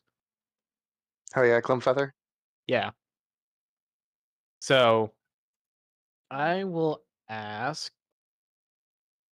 Also helps me. Go. I'll ask Echo.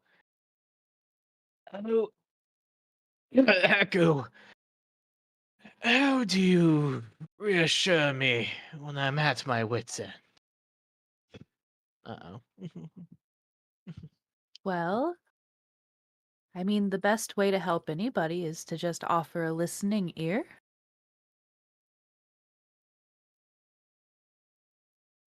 Are you doing okay lately, Glimfeather? Yeah. Just remembering the old times. Seeing all these youngsters willing to learn. Hearing my tales always feels good. And I appreciate you being around to listen to a rambling old owl. I think Echo is kind of glancing around a little unsure. I feel like maybe Echo and Glimfeather don't actually know each other. And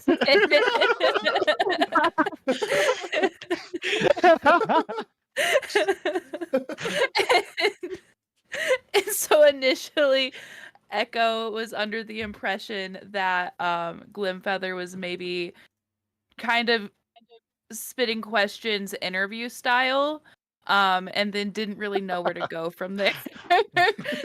So there's He just randomly rambles, and you're just always there. but Echo, ever patient, does stand and listen as Glimfeather rambles.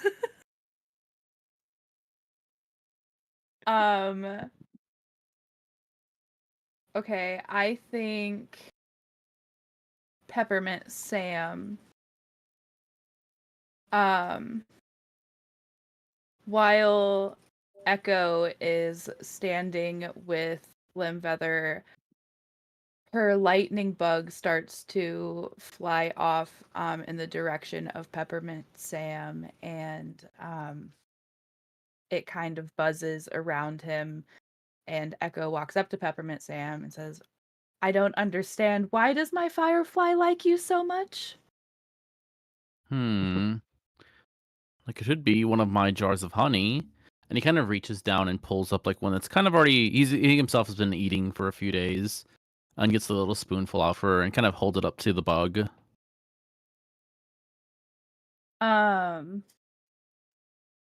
Yeah, I think the firefly would gravitate towards the honey.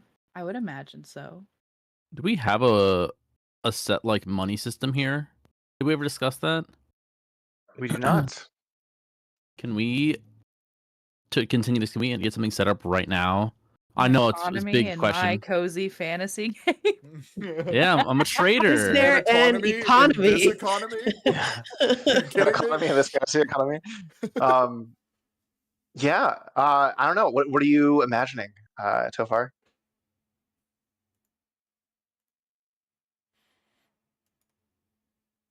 Peppermint Sam trades in dreams. Shells?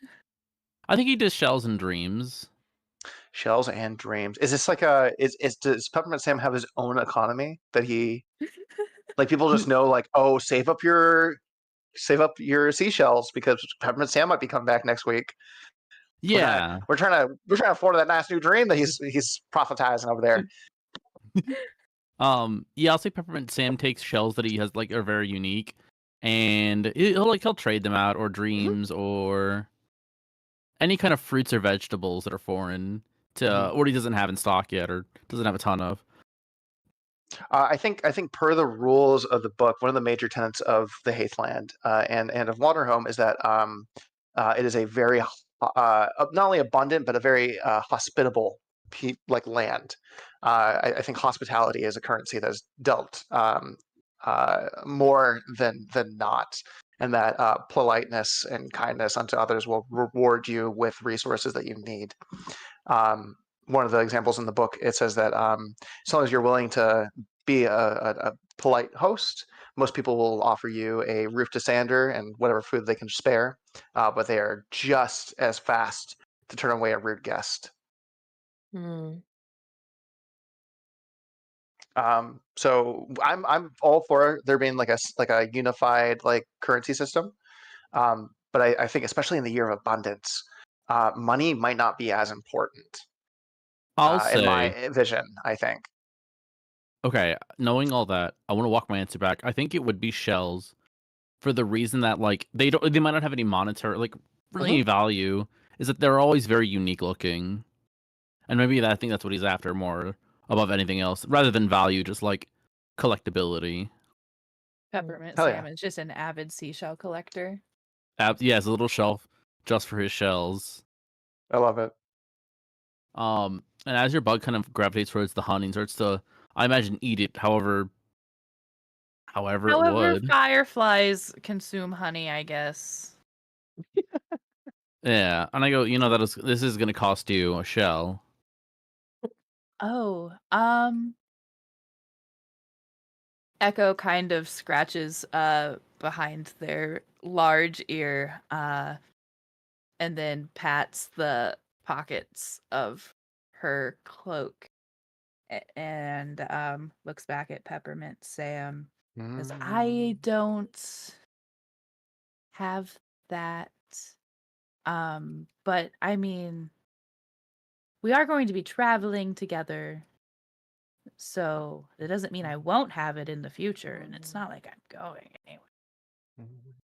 Peppermint Sam hears this and lets the bug finish the spoon of honey before kind of putting the spoon back. He says he kind of hops down from the beetle and kind of like dusts his hands off. He says, "Well, the great news is you can keep your eyes out for 2 shells now." Keep my eye out for 2 shells. Peppermint Sam don't do freebies. Damn. Damn. I am already getting grappled into politics, Roman. Okay, you can ask your question. Who has Peppermint not Sam got a be- question? Peppermint Sam will be Uh, nice, but you'll be in debt. I think Azzy and Patroclus have both not been asked a question yet. Okay. Let's see. Oh wait. Am I missing? Oh, sorry. I skipped to the page.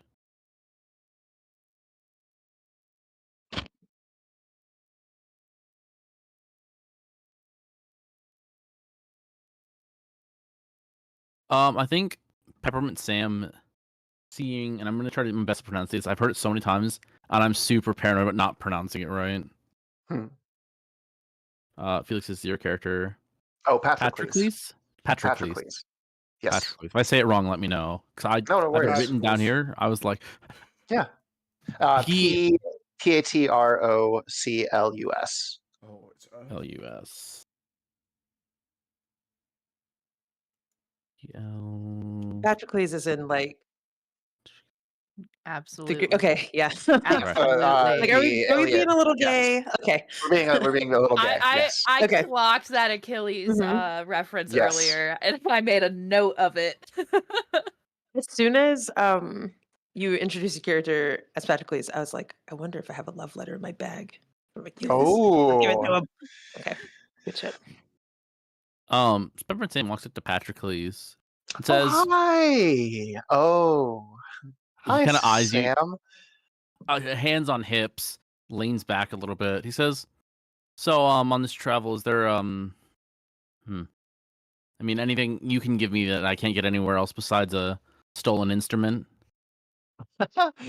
Oh, Sam, that was so long ago, and I thought perhaps did you not receive the shells that I sent you? Oh, I'm tapping my they were foot. I sent them via moth carrier. Hmm. You didn't receive those? No, but I'd recommend going to talk to one and figuring it out soon. You know, absolutely. We have some things to discuss after this about the moths. Maybe you could enlighten. But what was your question again, my friend? Oh, just if there was anything that you bring that I can't get anywhere else for this journey. I can bring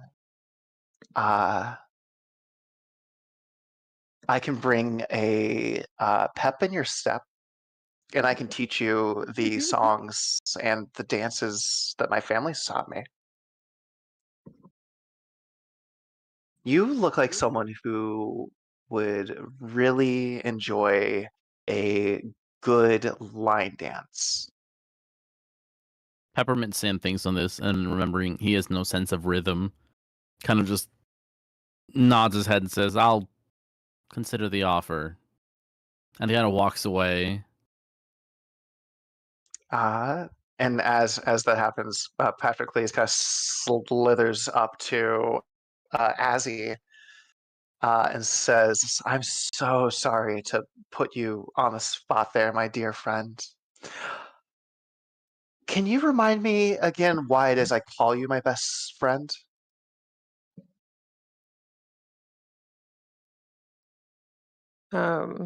As soon as Azzy gets like attention from you, they immediately shrink a little bit more. Well, how old is Patroclus? This is his He just first? yes, this was his first cycle. Yeah. You got really cold during the last winter, and I offered to let you inside of my house. And then when you assumed that it was underground and I showed you that it wasn't, you got really upset and started apologizing. And I told you didn't have to apologize. And then you said that you were used to sometimes talking faster than you could keep track of. And I said, couldn't be me. And then you just kept coming over every day after that. You said I made you feel supported. Right? I am not going to lie to you. I remember those cold winter nights and the warming spring nights after that with vividity. It's just I like it when you remind me of them. Yeah, You have such a you have such a way with words. Yeah. Yep. Yeah. Yep. Azzy is going to like give you a little pat on the head. Well, Azzy's got pretty big hands. It's gonna like pat you on the head. It kind of like fully pushes your body Yeah. down. There's a little jingle of bells, and my dragon mask like flops down, and he like kind of looks around and like just slides it back up. Good stuff. Azzy is going to look at Echo and point like nod towards Echo's lightning bug. Go, it's pretty. You like moths? I love moths. Yeah. Activating his special interest. As he pulls out his book of like moth breeds and kind of like unfolds it, goes, "What do you think about this?" How about them Echo Echo gets really close and really looks at all of the moths. It's on pages, right? And then looks back up at Azzy and says, "Which one is your favorite moth? I really like this one," and points at a giant white fluffy moth. Like the one that's resting on Yes. Azzy's shoulder? Yes. Okay, sorry. Princess is too expressive. Hold on. You see that like Azzy straightens up a little bit and nods really solemnly. Yeah, that one's good. I really like this one here. And then this is the point where I might, if we were playing D&D, you'd have to like make a Constitution saving throw because Azzy's gonna ramble on and on and on about all of the like intricate little details that are different about the moths and how they like their flight patterns, how much weight they can carry. Lucky for you, Echo is endlessly patient. True. Perfect. Awesome. It's your turn, Flounder. I think after Echo listens to Azzy talk about all the moths, Echo will go up to Samwise and say, I remember your face, but not your name. Name's Samwise. Nice to meet you. I think. When Unless we've met it before. when did you lead me back into the light? Wait a minute. Yes, yeah, Samwise like spends a solid moment trying to remember and says I saw a lightning bug join my swarm of bees one night while I was taking the night shift on the ranch, and thought that was a bit odd, so I left the other shepherd who was on the night shift with me to watch over the bees. Well, I checked out the source of the lightning bug, and I found you kind of wandering the forest looking for it. So I led you back to my ranch and reunited you with your lightning bug. That's right. That's who you are, Samwise. It's Good to so see you lovely again. to see you again. Your turn. Okay, I'll mark that down here in a second. Peppermint Sam, my dude, my guy, my PDF closed. Okay, we're back. um,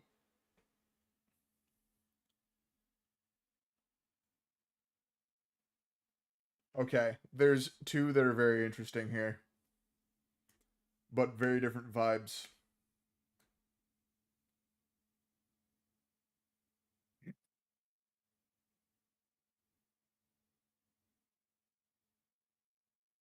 Do you think of yourself as part of my family?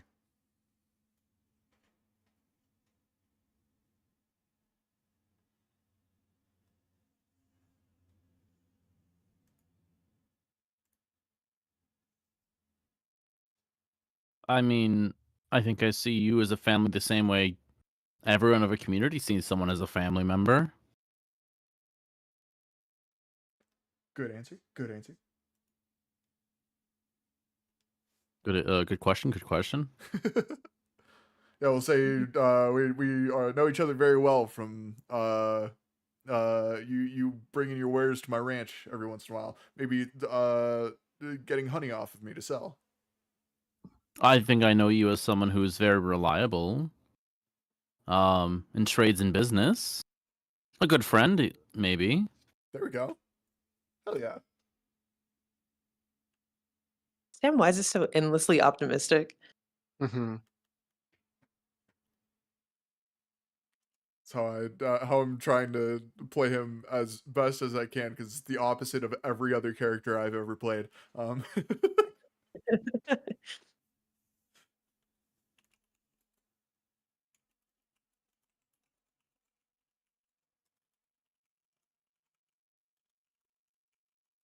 Roman, it's your turn to ask another question. That is true. Who has not been asked a second round of questions? Okay. I think I only got asked one Mm. as well. Okay. All right.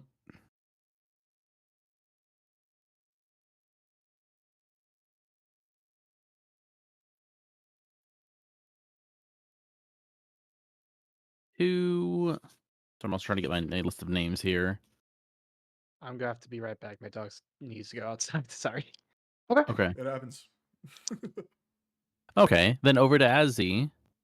Peppermint Sam kind of approaches, cigar in hand, kind of himself relaxing after a long day of selling and talking with people, feeling a little drained.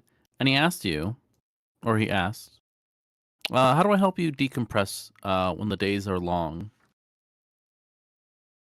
Mm. I've always appreciated that you let me come tinker around with stuff in the tent. And it doesn't matter how long I stay or how many things I touch or unbuttle and smell. You never kick me out until I'm ready to go. That's, yeah, I usually like to enjoy um, even the wares that often don't get sold super often. I'm glad someone takes some joy in looking them over from time to time. Yeah, you were really, really nice to me that time I accidentally ate a package of cigars. I'm not your best moment. I won't lie to you, and the sickness was not great after, and Yeah, those are very they were not expensive like carrots imports. at all. Yeah. No, no, they are far more expensive than carrots, actually. What are they like? 1, 2 shells? A lot, like 100 a box. Wait, really? These are very fancy imports, very Oh, fine taste. And he kind of pulls his little, like, his very fancy glasses down, like gold rimmed, but a crack in one of the lenses, and very smudged on the little, like, ones to, like, look up, or like very smudged a little bit. Very clearly hand me downs. But oh, he likes to think it makes them look fancy. Oh. he's very fancy. Fantastic. Thanks. Um, yeah, Felix, Patrick has only been asked one question, right? Yes. Okay. Um, I'm gonna look at Patroclus, um, and say, Patrick looks back with his big bug eyes, big, just black orbs. I Yes. like that only one of your eyes can really look at me at a time. It's less intimidating. Yeah, I haven't quite figured out the front sight thing that some of you all have. I don't really have it that good. And actually, one of my eyes is going crazy over here, just looking at everything. Yeah, maybe they only talk like side by side because they only have two eyes that will match at the same time. Consistent side eye. Yeah. If we're ever Oh, standing shit. face to face, we can't really see each other. No. So just picture people. Okay, that's the best thing I've heard all day. And as he's gonna say, um, you're always calling me your best friend. And I have Of a hard time course. saying those words out loud, but you're somebody that I trust a lot. And I was wondering if you could remind me, um, when did I first realize that I could trust you? Well, I think partially me sleeping in your home for the winter and not causing too much of a mess must have been, helped my case. But I remember there was that night that we went out and had a few acorns full of that mold honey wine at Topper's. You remember Topper, the toad? Yeah, Of course. Yes. Ah, such a good drink and such a kind person. it's a shame what happened And to his foot. it Topper doesn't hop anymore. Yeah. It used to be called Hopper, Used and to be well, Hopper. Yeah, now he's just Topper right because he's got that now stump. he's just Topper. Mm-hmm. Just kind of stands there on top of his bar, and points at things. Um, but I remember we were walking home, and you told we were having some conversation, and there was some sort of kerfuffle, right? Was it the ragamuffins in town, or was it a guard? What was it? I think we thought it was bandits, but it was like bees that had gotten out. It was I was, three bees that were flying kind of in a tiered formation. That's yeah, they looked right. like a real tall man, and we were a little gone. Yeah. And I remember you did the right thing. You jumped off the side of the road, and I heroically tried to talk our way out of it. Um, and I think I remember you saying later on that you remember that uh, that was one of the moments where maybe you couldn't trust me entirely, but it planted the seed of me trusting to help take care of you. I'd be willing to Mm. jump in the way of something. You were kind of rambling that night, so I'm not sure. Yeah, sorry, I'm not so good with words when I'm excited about things. You are very brave. I hope that's true. I don't feel very brave these days. And Buddy. as he says that, maybe the camera pulls over to Glimfeather. And Glimfeather, you can ask your last question, seeing as you're the last person in this group.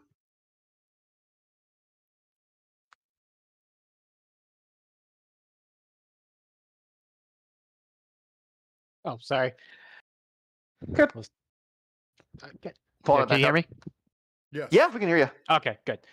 I was typing. Let's see. I need to think of one more question, eh? Let's see what this old man can think of. All Is there anybody who right. hasn't answered a question twice? I think everyone has. Wait.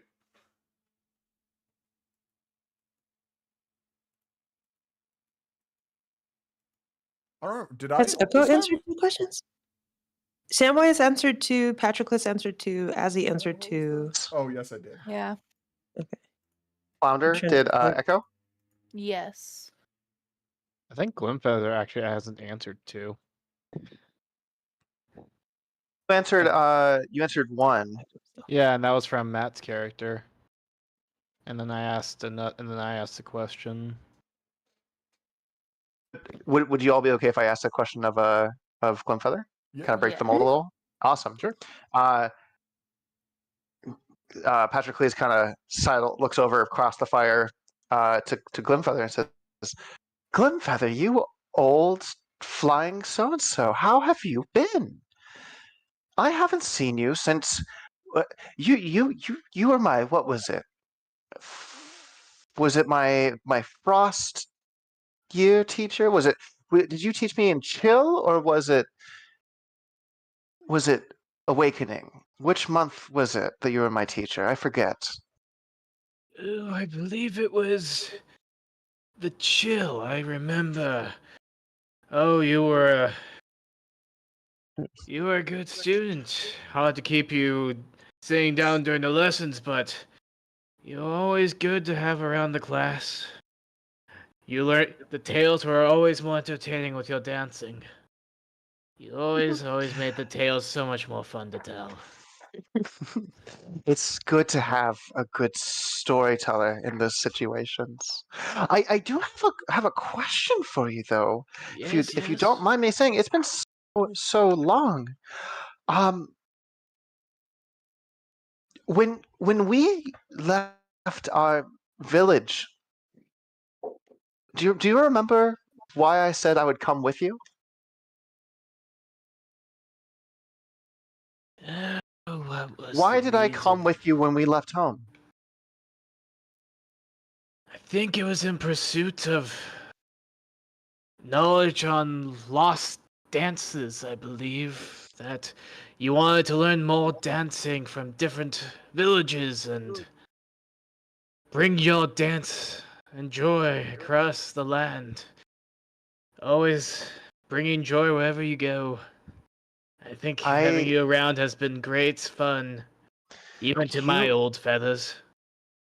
You mentioned some old story of the wind dancers from the time before the war with the king of the floating mountain, and you mentioned something about them, and I think I remember, yes, being so intrigued by it that, I mean, you're a great mentor to me and to, I feel like, a lot of people at this campfire. It's very nice to see you again, old friend. You too. I do have one question, though. We've been around so much. We've been around the lands, but why have you... I'm trying to remember this one memory, if you could recall. You showed me something that opened my eyes. I have it in my notes somewhere, but do you mind recalling? It was maybe during the summer, if I recall. I don't remember. What did you show me? Oh, it was show and tell, I believe, and it was an old cookbook that my great-great-grandfather had written. And I remember you held it up and showed it to the class, and we were so scared because you got so animated telling the stories of the old kith and pointing to the old runes that were etched on the page and how you had been searching for these symbols for so long. I remember there was a small Glenda Gopher ended up crying so hard she peed herself. Oh, that Glinterkofa. I remember. Oh, that was a long time ago, back when I was a little more spry in my step. Yeah, you flipped over your teaching desk in your excitement. Oh yeah, I got in trouble for that one. Oh yeah, I didn't break it, did I? I think I've done that a few times, looking at certain texts. But man, it was funny. Good times. It's good to have you along. It's good to see you too. And then maybe we pull away from a little bit. And we kind of look at the campfire. It kind of starts to dwindle down. Logs turn to embers. The fire itself gets a little darker. Let's have this be an opportunity for one more moment of connection between characters before we end our game tonight. Is there anything you guys, any scenes you would like to act out before we call it quits?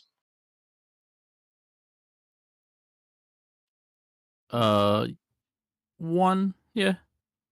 As Peppermint Sam kind of returns to his like little, it's not a big looking tent on the beetle, like maybe enough to walk in, stand in the middle, and be able to look around and kind of get to every wall. To anyone kind of passing by, you kind of look and see that he's moving around, like walking out of frame for a little bit in the tent, walk back across. And as we cut to the inside, it's a lot more spacious in there than it actually seems outside. He's got his little bed there. He's got his like little nightstand. As he kind of rinsing his face off in the sink. As he kind of removes his coat, his hat kind of hangs him on a nice little wooden mannequin.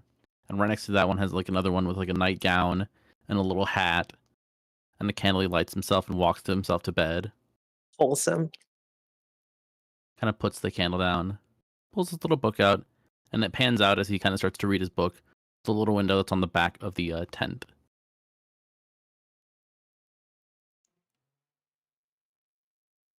I'm gonna say Samwise is sitting kind of near the fire, watching his herd, and anybody who comes near is willing to share words and even his pipe with his new friends who are new friends and old who are joining him on this journey. I think Patroclus definitely takes the offering of the pipe if it's being tossed their way. Absolutely. Glenfeather joins. Dream rotation. Let's go. Oh yeah. Thank you so much. How does one partake You with their just, tail kind of wrapping around? I'll get that bowl lit for you. You all you Do gotta you do is mind- breathe in. Thank you. I appreciate it. Leans in and inhales, maybe a little bit too harshly. Ooh, that might and be just a bit too much. does the snake thing. I don't know if you've ever seen a snake yawn, but like their mouth, it's like it kind of gets. It's almost like two sheets that are like held together by like poles like this, and it kind of just like splay out. Just look up snake yawning. You'll see what I mean. And like it's his mouth kind of like just gets all weird and like as he's like hacking it up. It says, "Is this tobacco? What is this?" It sure is. I got the Feel other fuzzy. stuff for a the more chill evening. I feel like we're about to start an adventure. I'd like to have a bit of energy, you know? I feel a little anxious and a little whew, Yeah, you did take buzzed. a big inhale of that one.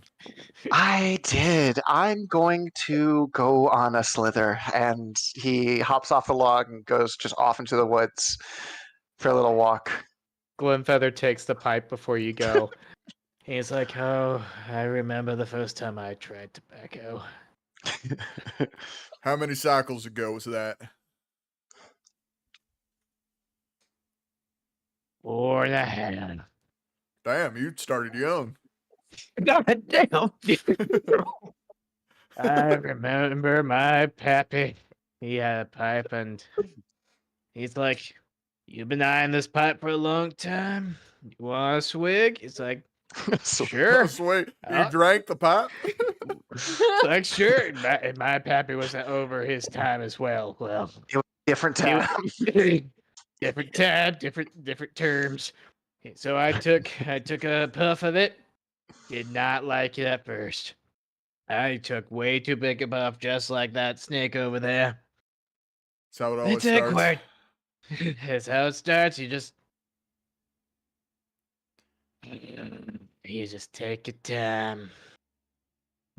And you said you got some other stuff? for Yeah. later? For later in the adventure, maybe. Hey, We're Azzy, gonna you wanna hit this? No, I'll just watch. Yeah, all right. But you can tell me about it. And he whips out a notebook. Yeah. In detail, Samwise explains both the taste and the feeling of tobacco. Yes. Yeah, good stuff. There you go. Pass this back to you. As he's taking notes that Samwise given him, he turns to the back of his notebook, and there's a little tab that just says "Best Friends," and listed on it are Patrocles and then Peppermint Sam with a question mark.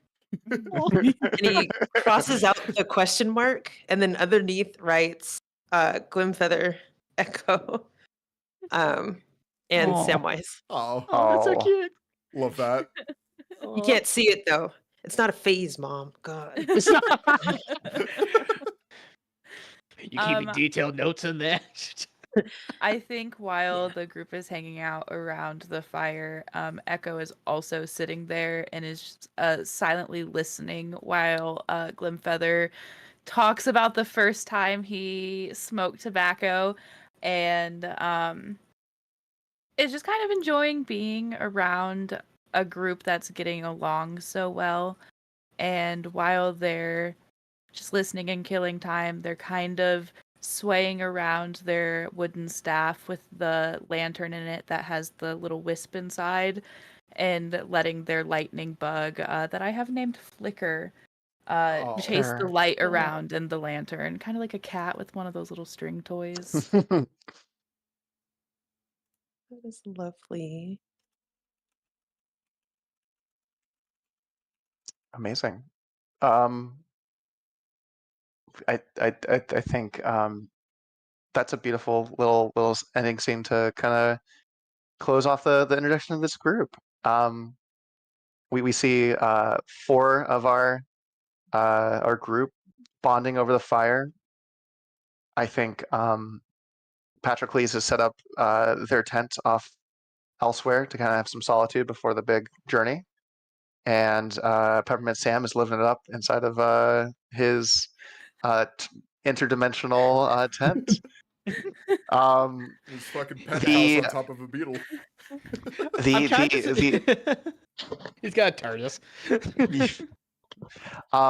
The embers of this fire, I think, dwindle down to a few small motes of light, and as they do, the heat and warmth from the fire is carried on by the heat and warmth of the bonds that are forming around the fire as everyone turns in for the night in their own respective cots, sleeping tents.